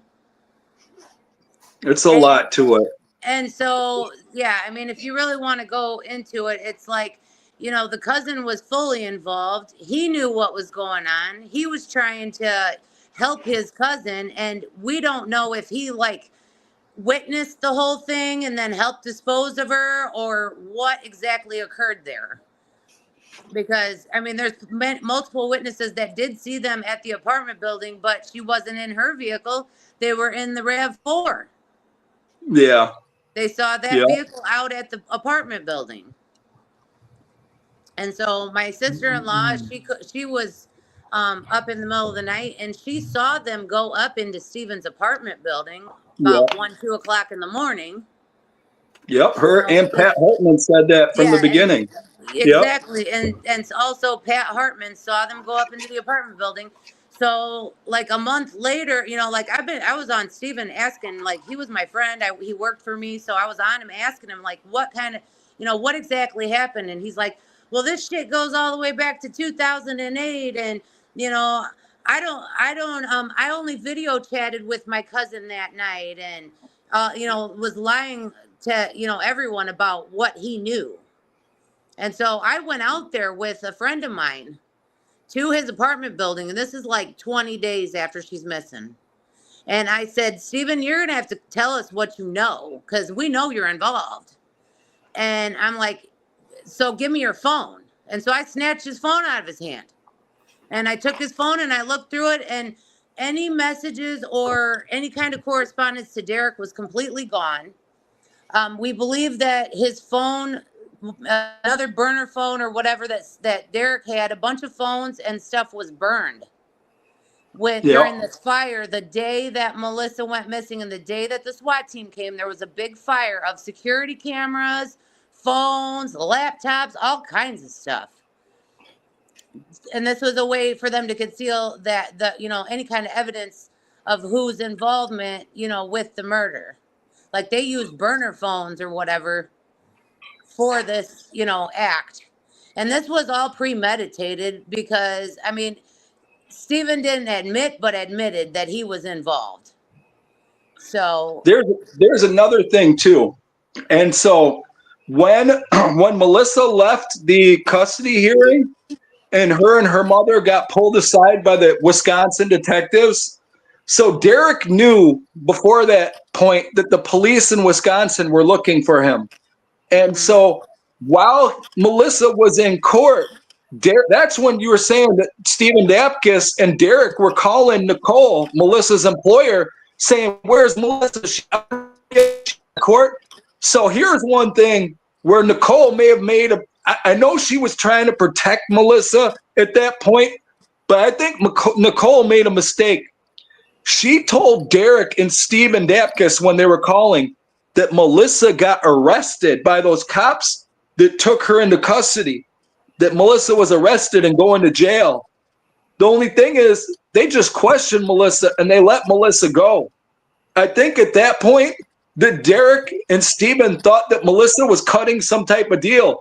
And then, you know, Melissa wasn't on. This is the truth. And even Melissa's mother will say this, is that Melissa protected Derek in that interview when the cops were trying to get her to tell on Derek about the high-speed chase in Melissa's vehicle. Melissa just kept lying to them, and she kept trying to stick up for Derek and protect Derek, probably because she was scared. But the thing is that one thing too, the media made her out to be some sort of cooperating witness. The truth is she really protected him to the end. You know, they didn't need to do this to her because she was trying to protect him. And that, you know, she kept saying that she left the keys to her vehicle in the vehicle and somebody came by and just randomly and stole it. But they already knew that she was lying because they had the 3 witnesses that Derek approached for a ride home after he, you know, damaged Melissa's vehicle and abandoned it. I'm hearing a lot of feedback there, like static. Yeah. I don't know if that's me. I cleared itself up though. It did, huh? But yeah, I think that when Nicole told Derek and Stephen that Melissa had been arrested, and then so when Melissa got out of the police questioning, who's the first person she called was Derek. But I think at that point, She was so upset that Derek damaged her vehicle in the high-speed chase. And here's these cops, tearing her house apart a month before, and now they're pressuring her to work with him. I think that that was when she decided that she was going to leave him, because, she just realized this guy is messing up her life and just, abusive, a threat to her, a threat to the kids. He got the kids taken away from her. I Yeah, still hear a lot of my static. understanding was Yeah, she we're took trying to everything. figure it out here. Yeah, Yeah. my understanding was that she took everything that she had at Derek's Yeah. earlier that day. And earlier that day, her and Derek and Steven took a ride to see Laverne. Yeah. And And they they were bought going some to Laverne to get methamphetamine. drugs over in Polo. And Yeah. on the way over there, Steven said that they were questioning Melissa as to what she had told. What did she say to them about Derek? And like Derek was like beating her up in the car, like emotionally, like he was like yelling at her, like just going off. He was not having it that she didn't tell him anything. Like he was not believing any of it. So like Steven's witnessing this whole thing, and he even admitted that, Derek just shut down. Like at one point they were doing lines off the center console or whatever, and then Derek just like shut down, and like this bad look came over his face. And Steven said even he was kind of scared at that time, and so I mean that's my belief is that his involvement in this crime as well was from the earlier in the day scenario too, because he had been with them. And then she went to work, and then when she was at work, he's calling. The cousin is calling all day long. Well, Melissa, you're gonna be fine because I'm gonna be with, and you're gonna be safe. And I mean, Yeah. needless to say, they're premeditating her disappearance here. What are they gonna do? Because no face, no case. They're gonna get rid of her to keep her from telling the full story on it. The one thing, like what Karina's saying about, Steven being scared of Derek. Well, Derek's own mother was scared of him enough to call 911 those 2 times, and say that he wouldn't let her in the basement. He left with some tarps and Christmas tree bags, her folding table. And then when she quit cooperating that morning and did a 180, I'm going to tell you what I truly believe. She realized at this point, I think she wanted to, I think she wanted to address what happened to Melissa. But then I think she realized, well, Derek can tell on us about Jeff Hammer, the dad's death, and what happened and who covered that up. And that's when she did the 180. I think that she realized that she could go down as that sort of person. Derek is not a loyal person. Derek is selfish. Melissa saved this guy's life. And a year later, saved his life. Literally, a year later, how does he repay her? That's the sort of person Derek is. Derek is not loyal. He's not that. Even in the criminal world, they talk about a stand-up guy. A stand-up guy is somebody who doesn't snitch or rat people out. Derek will sell out his own mother in a heartbeat to save his own ass. That's just the sort of person. He sold Melissa out. He would sell his mother out. He would sell anybody out. And I think the mother did want to cooperate, but then she realized she was in too deep with Derek because they covered up his dad's death, and Derek could tell about that. So now they're covering this up. It's like one cover up leads to another cover up, and they're covering this cycle. up. It's a cycle. Yep. Well, and because these not to people all mention the have dirt police on wouldn't each talk other. to anyone. I mean, Yep. the police never actually questioned anyone. Like they Nope. said they were going to go to Steven's apartment and question Steven. They never went there. I mean, even if they did, it was very briefly outside his door, and they just like, oh, well, we were here and then we left, kind of thing. We And sent then 2 you have- detectives to Steven's apartment, and if he would have ripped out his kitchen floor, they would have noticed it. How could they have not? Corinne, you've seen the pictures. How could they have not noticed it? They would have tripped on the different layers of the kitchen floor, even if they were blind. Well, the neighbors admitted it was the very next day. This is the sick Yep. part. This is the very next day. My sister-in-law's apartment floods, like backs up with red blood type sewage in her apartment, in the bathroom, in the toilet, in the tub. And then Steven's apartment is literally the floor is being ripped out. And there's big stains all over this floor and then like small partial blood spatter. Because a friend of mine, Renee, is also like, she's into like the supernatural and stuff like that. She's a medium. So she was out there, trying to befriend Steven to, get information. And so she was able to obtain the pictures of this floor ripped out. He didn't even have a replacement floor. He had it just all ripped out, big, huge, like stains underneath of this floor that had been ripped out. And then like possible blood spatter on walls. I mean, there was multiple pictures of this. Yeah, exactly like she's saying, though. He neighbor, ripped out the floor not to even put a new floor in.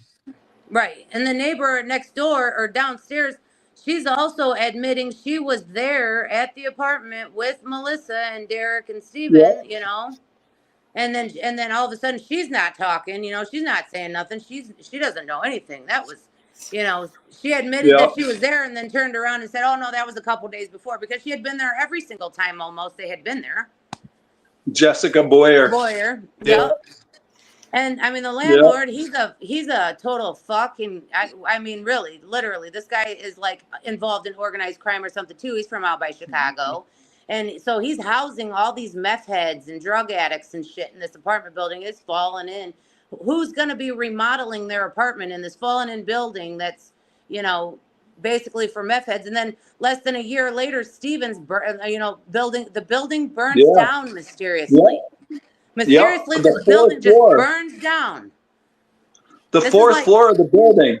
They said Steven lit the fire. People said Steven was up on the fourth floor and then it burst in the he was up there. And they said, "Oh no, this is an accidental fire because the building doesn't have wiring up to code."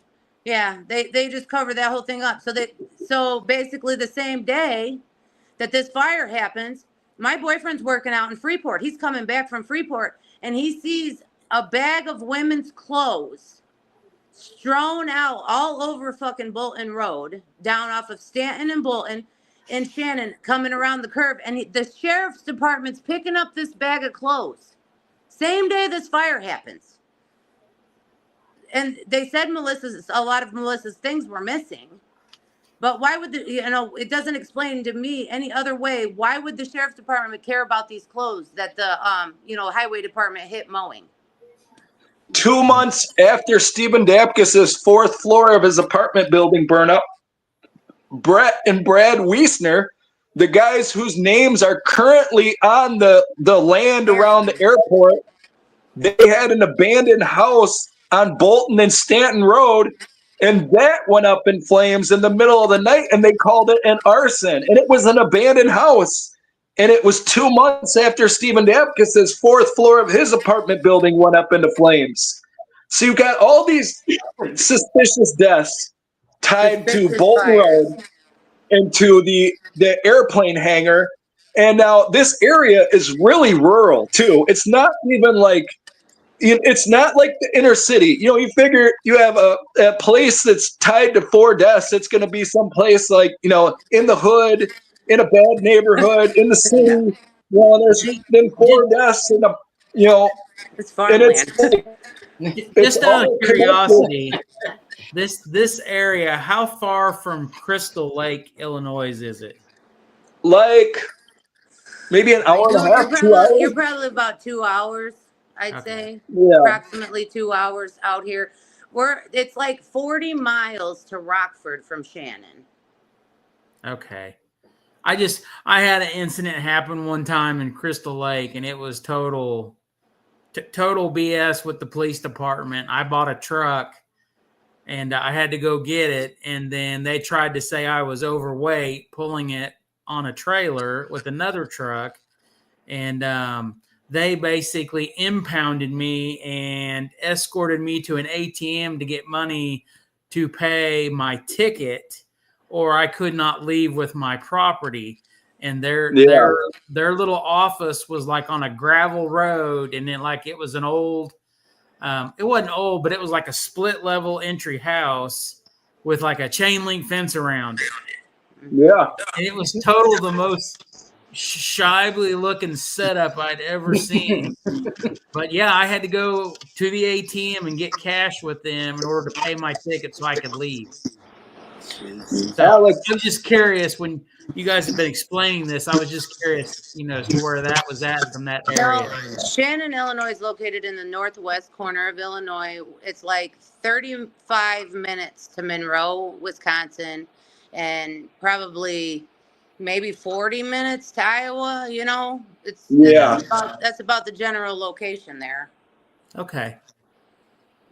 then when you're saying how the cops did you there, and it's like, that sounds like some extortion, but you know what? People in Illinois, I mean, you know what they call the cops and the judicial system there? It's the good old boy club. It is. Yeah. That's what It's the fact that somebody's paying somebody to pay somebody to pay somebody. They're just paying these people off. The car that was stolen that morning, the neighbor admitted that somebody came over and paid her to keep it from being a stolen vehicle. Even the one that was gone for 45 minutes that he took.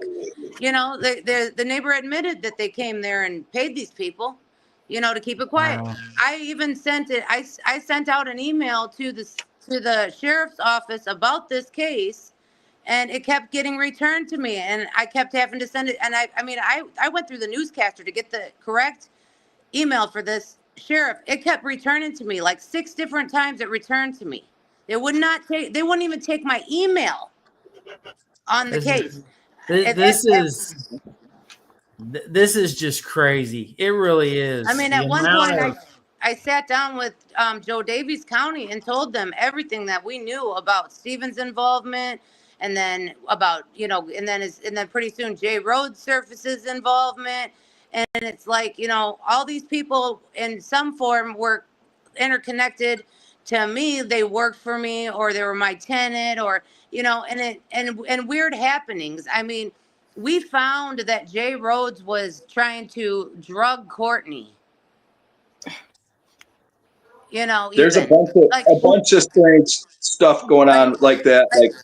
Like she ended up having to get a restraining order on him because he was stalking her. His sister was stalking her. I had them on video camera at my house, driving by slowly when she was coming over to, pick up her son that I was babysitting and stuff. It was disgusting. I mean, this guy had a broken shovel, a fucked up looking saw. I seen the saw one time and then it was gone. As soon as we saw it one time, this thing was gone, but it had like weird rusting to the chain of it and stuff. And you just knew it was not right, And then she kept threatening to Jay Rhodes kept threatening to lock Courtney in this shed and things of that nature. And then, pretty soon we're finding like he's got powder hidden underneath of her sink and stuff. Like he was trying to drug her. I mean, she ended up getting a restraining order on him because I ended up going in and testifying to the fact that I saw these people stalking her, Otherwise, they weren't going to give it to her. She had to have witnesses to the stalking and the actual fact that he was a threat. Because they're protecting these guys. And the thing was that they moved in like a month after Melissa died or was disappeared or missing or whatever. They moved in that month. It was December 1st, and I went in there and I said to them about this case. I said, did you hear about Melissa Trumpy being missing? And Jay Rhodes flipped. I mean, the way that this guy he just went off on me. He was like, well, you don't want to get involved with that. You don't want to get involved with these people. They're bad people. They'll come after you too. And I'm like, I'm not scared. This family deserves to find out what happened to their mother. Ben needs to know what happened to his kid's mother. I'm not going to continue on because Mandy was crying out to the news multiple times. Her sister, I know that Damian McMint, he searched on foot himself over 500 acres of land. He was just all over Carroll County. They did searches in Mount Carroll. They did searches in Savannah. They did searches all over Shannon. I mean, the whole community of Shannon, there was so many searches, but the police stopped their searches after 1 month. And then all of a sudden, the day Melissa Trumpy goes missing, our police chief just quits. He's no longer the police chief anymore the day she goes missing. Rob Grow-Herring, he just gave it up. They arrested Derek with the tanks and all that, and then our police chief just quit. So then they send out these cops from Chicago. So the family's holding peaceful candlelight vigils and stuff. They're out there harassing the family for even having candlelight vigils in front of Denise Hammer's house, the last place she was seen. Yeah. Threatening to arrest her and arrest the family and everybody. Jeez. It gets better and better. I mean, yeah, the whole story's gone on as a saga for 3 years. I mean, it's like each time we fill in another piece, but we fully believe that the village of Shannon is under some sort of corrupt rule too, and there's money missing. There's, they need to be audited. There's got to be something that could be done to prove that, because Denise Hammer didn't even claim a salary for 1 year that we have the proof of audit, like we got the financials for, and she didn't even take a salary for 1 year. Now, and she signs as village clerk, but she has her niece signing as treasurer. So, it was a clerical error by her niece. So, tell them about Lanark and then Joe Davies. So, at one point in time, Denise Hammer was not just the clerk in Shannon. She was the clerk in Lanark. Then, when she left there, she had another niece take over the clerk position in Lanark. Yep, then Joe Davies too. Joe Davies, Melissa Hammer is the treasurer of Joe Davies County too. So it's like these women are controlling the financials. And we believe, along with the drug stuff, that this is like, cartels aren't just involved in drugs. They're involved in sex trafficking. They're involved in skimming. Even think of the mafia. What do? They skim. They skim from the casinos. They skim from the unions. They skim from everything. I think the corruption is so deep in Illinois. And I was telling you guys about the lady from Dixon. The biggest case, Rita Crundwell, the biggest case of a public official embezzling is Rita Crundwell from Dixon, Illinois, which is an hour away. And she was the treasurer of Dixon, and she embezzled $53 million over a 20-year period.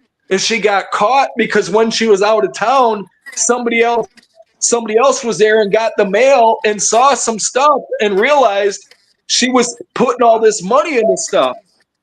Well, Denise Hammer has foundations. She has charities. She has there's a Denise Hammer Foundation.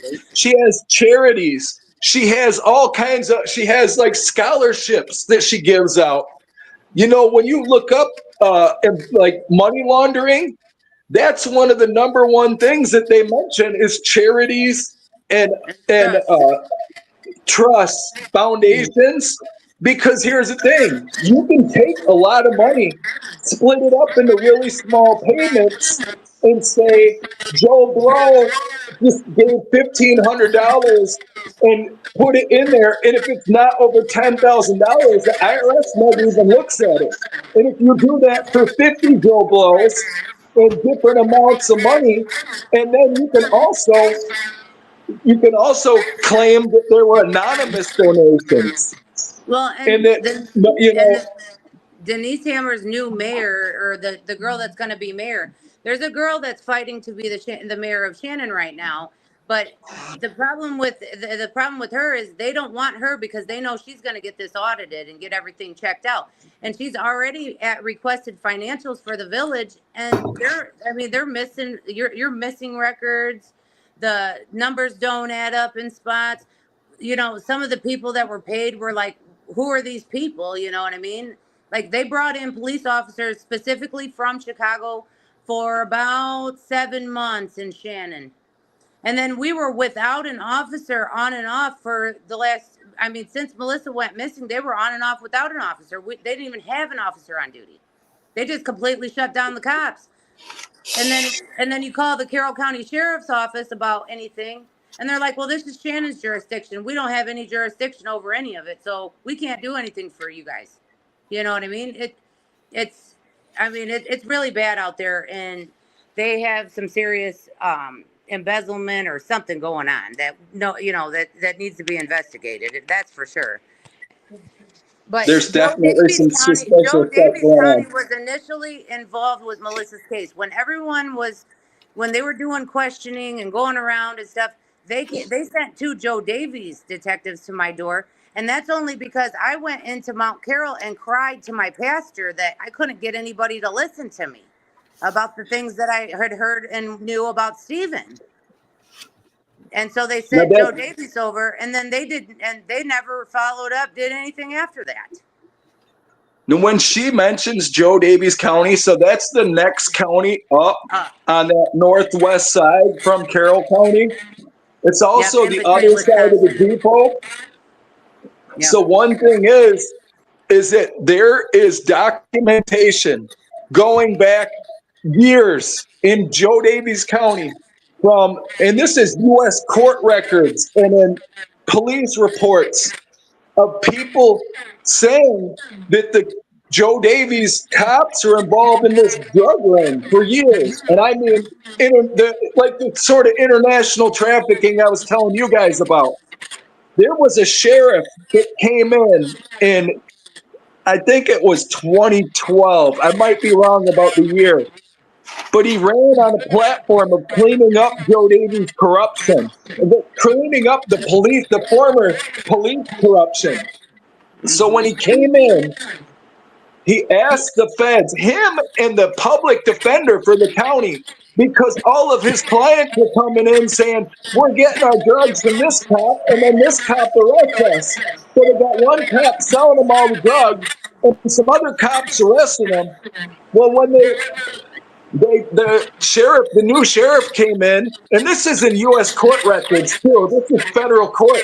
When the sheriff came in, he asked the FBI and the DEA to investigate a rogue group of Joe Davies County cops involved in drug trafficking. The FBI refused. And this stuff, there is so much documentation of this going back for so long. There's documentation of another guy ran for sheriff in Joe Davies. He's talking about the suspicious deaths in the 90s, early 2000s, and he had a website about Joe Davies corruption, and he brought all these different suspicious deaths up then, and not even the ones I'm talking about, but other ones. There is so much documentation of these cops coming up as suspects themselves in these murders where people are saying this cop did it, that cop did it in these murders in Joe Davies counties. And Joe Davies and Carroll County are in full cahoots. Anytime Carroll County runs an investigation, Joe Davies joins them on the investigation and kind of like writes it off like, oh yeah, Carroll County's running a good investigation. It's a clean investigation. I don't know if you guys can hear me. It sounds like a lot of static. Well, and you also have like suspicious deaths out here that like the girl in Savannah, they found a body in Savannah in the river. They didn't even do a press release except for the fact that the public kept asking, where's the press release for this girl that was found? Because Richard Holy is a man who just hangs out by the river, finds this body, and so he's telling everybody in town, I found this body, and they're not reporting it anywhere. We still to this day do not know this girl's name. There is quite a few like that. And so there is multiple cases of human remains being recovered. And they're like, so this is what they'll say. Sometimes they know who that person is. Sometimes they're unidentified. They always say a cause of death could not be determined, but foul play is not suspected. Right. How does that make sense? They just cancel. I mean, they just cancel everything out. Every time something happens. Yeah, the most fishy suicide you've ever heard of. Any place else in the world, you will see news like news of what's going on. Like if there was a fire down the road on 14th Street or whatever. Not out here. Carroll County will not release any press releases for anything. It took a long time for Ben's family to get a press release that, you know, Melissa was missing and stuff, and to continue to get releases for this, because they don't give any news out here. We're not allowed to know anything. If you want to know something, you have to dig in yourself, or you're not going to find out. It's pretty There sick. is deaths that people tell us about, suspicious deaths. You can't find doing an internet search where people are telling us about these deaths, and you're looking online, you're thinking they're pulling your leg, or that it's just, you know, that, No, you can find the person's obituary, but that's it. And then you find out from other people, no, what they're saying. What about this suspicious death? What about that one? What about this suspicious suicide? What about these people? They're all connected, and their death, and their death, and their death. And there is tons of them. And I mean, they go back years. They go back years and years. And a lot of people know, like when you talk to people, they know what's going on there, but it's not really talked about. People are literally in fear of the police there. You know, it is, people are terrified to come forward. Dennis, you have that Jeff Hammer, the report from Jeff Hammer's cold case file. That's the sort of reaction people have towards the police there. They're terrified of the police there. People, and it's not like where I live in Wisconsin, you know, are the police perfect here? No. But I'm going to tell you what, they're doing their jobs here. You know, this is an hour away from Shannon right here, and it is a world of difference. It's like, I live right by the police station here. They keep us safe. They keep, our town isn't flooded out with methamphetamine like it is down in Illinois. And people actually, for the most part, trust the police here. No one trusts the police in Carroll County. Nobody, not even the police themselves. And that's the thing too. During Melissa's case, we reached out to Greene County multiple times to give them information to try to help us, and they're like, "Well, we're really sorry, but our hands are tied because this is an Illinois case, out of our jurisdiction." So, but Melissa was a Wisconsin resident, and all these. So here's another thing. Here's one more thing. So Melissa was a witness against Derek in the Illinois Weed House, the drug house from 2019. He still hasn't been to trial on yet. Melissa was a witness against Derek in Illinois for pointing a gun at her, and a witness in the high-speed case. Now, if a person has somebody threaten a witness, or they tell the witness's sister, like, hey, tell your brother not to testify against me, you know, that's what tampering, witness tampering, you know. But Derek Hammer can get rid of Melissa, and she's a witness in him in cases in 2 different states, in multiple cases. What, you can't charge him with federal witness tampering? No, where's it at? So just it's out of insane. Curiosity, this whole entire time, has there ever been anybody else that's name has ever been brought up that has nothing to do with Derek and that whole group of people? Has there been anybody else that's ever been brought up? Any other scenario? Anything else? Or is this just what it's always been? Other people's names have been brought up, but it's other people connected to Derek. Look, they say another person that's been brought up a lot is this Brad Eleanor. And that's another one of Steven's old bosses. Yep. So Brad Eleanor, it was those Eleanor Farms and Eleanor Trucking. He's also the guy that's driving around the anhydrous ammonia trucks and is definitely selling methamphetamine. His son got busted selling meth for him. And this Brad, there's a lot of stuff to it where people think that's got something to do with Melissa's case too. Yeah, that was that the brother got busted, like maybe son. What not? Yeah, the son got busted maybe 6 months after Melissa disappeared. Yep. Something like that. and he was like actually like a neighbor almost to me. And Wow. and Stephen admitted to working for Eleanor Farms when Melissa was disappeared. That's where he was working at the time. And So we just found out at the last public meeting that they paid Joe Davies $3,000 for the SWAT team. Now they never reported that money on any other report that we have in our possession. But all of a sudden now they're paying them $3,000 for the SWAT team. Jeez. Through the village. Wow. My word. I mean, some of the actual like aldermen or whatever you call it, you know, they were shocked to find out that they were paying that much, and they're like, "Well, have we ever used this? I think we only used this like one time," and they were referring to that case. Derek, like, well, why are we paying them that kind of money? Wow. Jeez. It's all nuts. You know, the one thing is that, like I said, Melissa wasn't even telling on Derek. She was protecting Derek to the end. Yeah. She saved this bum's life. Literally, all this guy ever did was traumatize my children, traumatize her. She didn't deserve this. My kids have no closure. You know what? They've never gotten an opportunity to say goodbye to Melissa. They haven't been able to bury their mother, to lay her to rest. You know, I mean, Melissa's family hasn't had that opportunity. These cops, I'm to the point, and this is how I feel at this point. I'm more upset with these corrupt police covering up this case than I am at Derek.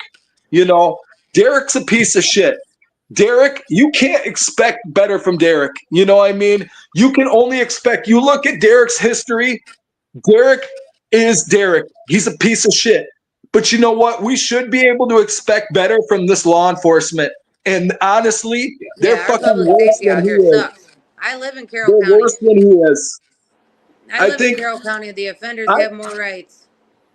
I'm to the point where Illinois is literally set up for the criminals. Yep. So they rarely ever charge without human remains. Everything is set up. Everything is set up to benefit the people who are breaking the law, not the victims. Everything is set up for criminals. The whole state, and that goes to the high levels of the politicians, the politics, and the official stuff going on there. Everything is just set up to protect them because they're all crooked and the whole damn state is corrupt. You know, and you look at the laws there and you look at the laws in other states, the laws there really don't even make sense because it's just not, it's not even set up to keep people safe or keep the community safe. It's set up so these corrupt people can protect themselves. And that's it. That's just who the law works for. So it works for people like Derek. Who it doesn't work for is victims like Melissa, and it's not even just like mishandling or loopholes. These people are covering up what happened to Melissa. They've been doing it from day one. Kareem could tell you, they could have had Derek, Niesman, Dapkus, Jay Rhodes. They could have had them guys hemmed up in a few weeks, and they could have pressed them to tell what happened to Melissa. And these guys, I'm going to tell you what, if they did not feel protected by this law enforcement, they would tell. But right now, they don't have to tell because the law enforcement is actively protecting them. The second that they lose that protection, every single one of them will tell. I believe that wholeheartedly, Derek included. I'm actually to the point, I hope Derek tells. And I hope he tells on all these corrupt police. I hope he tells about Fred Cass covering up his dad's death. I hope he tells about the organized crime. I hope he tells about all of it. Yeah. I'm to the point, I think the biggest danger is these corrupt police. And I think Derek's mother and these corrupt police, they created Derek. And it's like Frankenstein and Frankenstein's monster. Who are you more mad at, Dr. Frankenstein or the monster? Right. Right. It's Dr. Frankenstein. You're the one. You made this guy. Mommy enabled him. The corrupt police, the police that covered up his dad's death, they enabled him. Now they're enabling him in Melissa's death. And you know what? Until they're stopped, they'll make more Derek Hammers, you know, and I believe that. You know what? I hate Derek. I despise him. But at the same time, these police are worse. They're worse than him. And what they're doing, I believe wholeheartedly that it has all got to do with this drug trade on the Mississippi River and all of this corruption. And it's not just drugs. I believe it's sex trafficking. I believe it's drugs. I believe it's the skimming from the utilities payments and the treasuries on a systematic, widespread, you know, that's why Illinois doesn't have nice roads. Hell, they tax the shit out of everybody. They have my girlfriend pays twice as much taxes in Illinois as she would pay in Wisconsin. They have toll roads. They have legal marijuana. How come they're not like Colorado? How come they can't have anything nice? Because the whole fucking state is corrupt and they're skimming and ripping off every nickel and dime that they can. It is a fucking cartel. These people, when I say the good old boys club, literally, it is these corrupt officials. It is these corrupt cops. It is these corrupt politicians that they're funding their campaigns. They're grooming these people for high level. You know, this shit is generational. It's been going on for 40, 50 years. You know, people are sending their kids to law school to become attorneys. They're putting their kids up to become sheriffs and cops. They're sending their kids to become politicians, and they're grooming them and they're funding their campaigns. And when you look at other countries and we talk about the drug war and everybody's like, oh, Mexico. The money is coming from here. So theoretically, you know, for every action, there's an opposite and equal reaction. If there's cartels in Mexico, there's cartels right here, not Mexican cartels, Americans. And there's cartels. If there's cartels in Colombia, the money is coming from here. So if the cartels in Mexico is the police and it's the politicians and it's the military, you know, in Mexico, they say whole like platoons or whatever the hell in the Mexican army ran away and joined the cartel, the traffickers, you know, because it's money. And that's the thing. And that's Illinois in a nutshell. You know what? You have these people and they're running around representing themselves as like some high, you know, elites, like Derek's mother and his family. And by the way, his family is the richest family in the area. The Hammer family is one of the oldest families in the area. It's the family with all the money. And his mom is in the politics. She dang campaigned for Andrew Chesney. These people are all connected. And all of this stuff, I think you know what, aside from the drugs, I think they're controlling the grain shipments, the corn, the soybeans, the wheat, all of it. I think this stuff goes so deep and it's so much more than anyone can even see just looking at it from on the surface, you know. It's so deep. And I believe that it's a lot more. It's drugs, it's sex trafficking. And I believe that when they're sending drugs up the Mississippi River, I believe they're sending money and weapons back down south to the Gulf of Mexico. And when I heard about Aaron Keyes and this island with these sex trafficking slaves on the Tennessee River, I'm like, you know what? That's how they're, you know, if they bring the drugs across the border from Texas or from Mexico into Texas or Mexico into California, if they're bringing it into a border state, it gets red flagged, right? Going across the border. Then every county they drive through, every state they drive through, every road they drive through. But guess what? They bring the drugs up the Mississippi River to Illinois. They can send it in a train car full of corn back to California or to Texas or to Florida or up to Canada. You know, they can send the drugs anywhere they want and it never gets looked at twice. And aside from the fact that they're paying off all these people up and down the damn river to cover this stuff up for them, I think it's been going on for years. And yeah. And I believe that when I heard about Aaron Keyes and this stuff and the cops asking him to sex traffic and stuff, now that's something too they've talked about before. Derek, there's several people that have said Derek offered Melissa, you know, like with the cousin and stuff. That's not the only one. Derek also had his brother's wife pissed off because he was sending pictures of Melissa asking his brother if he wanted to have sex with her. And the brother's sister found the pictures on the brother's phone. and got pissed off at Derek. They didn't even want Melissa around there. They blame Melissa, right? Blame the victim, right? I have my friend that after Melissa and I split up, he said Derek was sending him nude pictures of Melissa, asking him if he wanted to sleep with Melissa and this and that. And like, Derek treated Melissa like a piece of property, you know, to do with whatever he pleased.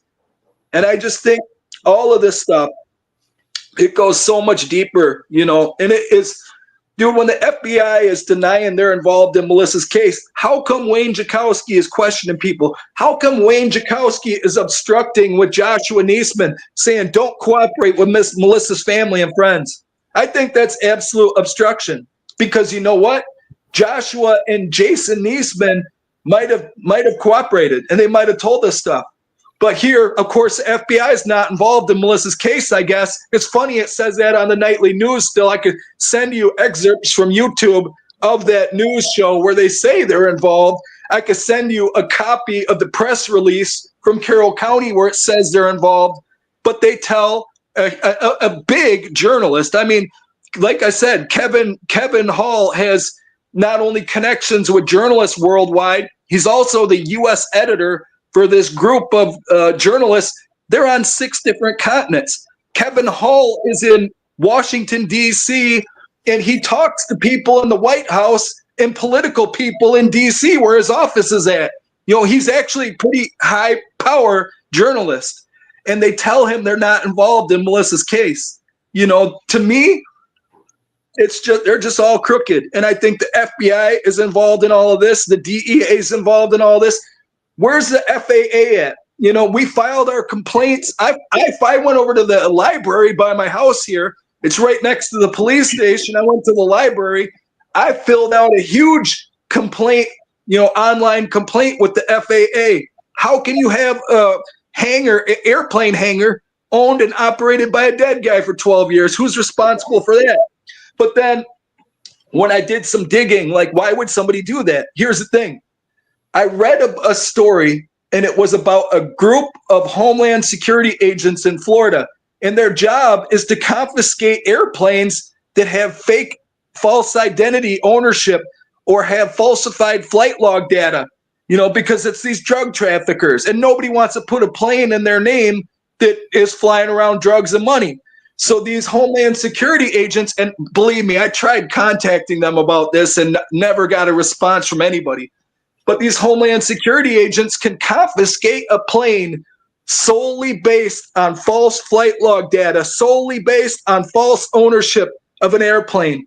They can just confiscate it. And they say nobody ever shows up to court to contest it, you know, because that's what these they'll buy an airplane for one trip and abandon it. You know, it's like they make so much money off the load of dope, you know, the plane is nothing. You know, it's like, yeah. And we're talking about these planes cost hundreds of thousands, even millions of dollars. But the drugs are worth so much more. They don't give a shit about the plane. Well, how come there's you know, an airplane act? We're not, and when I say a hangar with the FAA, it is an actual airport. It may just be a grass runway in a shed with a plane in it, but it is an active airport with the FAA. How can it be in Dwayne Sneak's name 12 years after, you know, 11 and a half, 12 years after Dwayne Sneak shot himself? Of course, like everybody else in the area. The area's got to have the highest suicide rate in the flipping country. I've never seen so many suicides and so many fishy, even unexplained deaths. Oh, no, no cause of death, no foul play. No identity, no foul play. Identity, no cause of death, no foul play. I could show you repeated, both in Carroll County and Joe Davies, over and over and over again. How many times can a coroner pull that one off? You know, how many times can he use that same?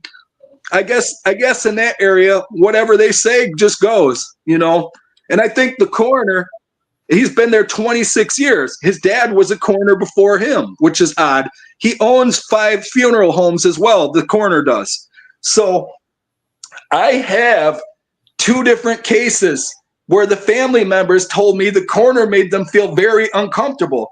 One of them was a guy hanging in a tree I have the article from the newspaper where it says the press release in the newspaper about this guy found hanging in a tree. He also was a missing person for 2 months. Where's the last place he was seen? The Carroll County Jail, right?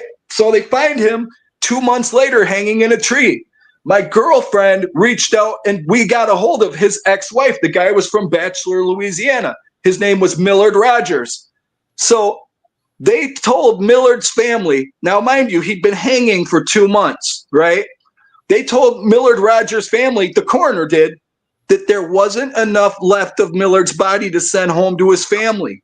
So the funny thing is they are still sending home the bodies of MIA soldiers from wars 50 years ago when they find them. How are you going to tell me in 2 months there's not enough left? You have to cremate him. There's not enough left to send home. So the coroner pressured Millard's family to cremate him. You know, I think it's a bunch of bullshit. If you're hanging in a tree, there's enough left in your body to send home. There is so many of these bodies, and they find them. It's like, okay, you don't have an identity. You don't have a cause of death. How about the DNA you said you ran 4 years ago on them? Where's that at? You know, where's that at? 4 years later, you can't tell me that didn't pop up yet, you know, but nothing. Because that's the thing is they don't even want to put out a press release about these deaths. And sometimes they just absolutely don't. I'm going to tell you what Corrine was talking about. So there was a African-American woman found in the Mississippi River about, give or take, maybe 6 months ago, 7 months ago, and early like spring or summer. And it took us calling, because at first people call me, they said they found a woman in the river, and we're thinking, well, maybe, you know, any human remains recovered, we're wondering if it's Melissa. So we were calling, asking for them to put out a press release for 10 days before they did. They still never gave a identity, right? They said it was no foul play suspected, but they were leaving the case open as an open investigation, so they don't have to tell us anything, right? And they said they're saying they suspect it's suicide, but they're leaving it open as an active investigation. Because if it's suicide, then we can FOIA request the suicide report, you know, which we have in Dave Peters' case and in Cole Shaney's place, you know, in his death. So they basically, they don't want to tell you when these deaths are happening. They basically want to hide it from the public. They do as what they can to hide it from the public. When the public presses them for answers, they give as minimal answers as possible. So if this lady died from suicide in the Mississippi River, where, how, what type of investigation did you do? How do you know? No foul play suspected, but you're leaving it as an open an active investigation. Where's her name? How do we know you contacted her family? How do we know anything? You know, but that's common practice there. And I'm telling you, it's none of it is right. None of it is right. This is not, you know, it's just, I don't know, you know. Hey, Benny, we hate to interrupt you, but yeah, on StreamYard, I get 2.5 hours to stream live before it shuts down, and we're at 2 hours and 28 minutes. I'm tired anyways. So, we can always reconvene some other time too. I'm up for that. Right. More than welcome anytime. And Corinne, thank you for coming on the show, honey. Appreciate it. Thank you, Corinne. Yeah. Hey, I really appreciate all of you, like, you know, taking the time to look into this. And so we have a lot of documentation. We got a lot of documentation about the cops being involved in drug activity for years. We got a lot of documentation about suspicious deaths. We got a lot of documentation about all these connections that I'm telling you about. This stuff is in black and white on paper, on the internet.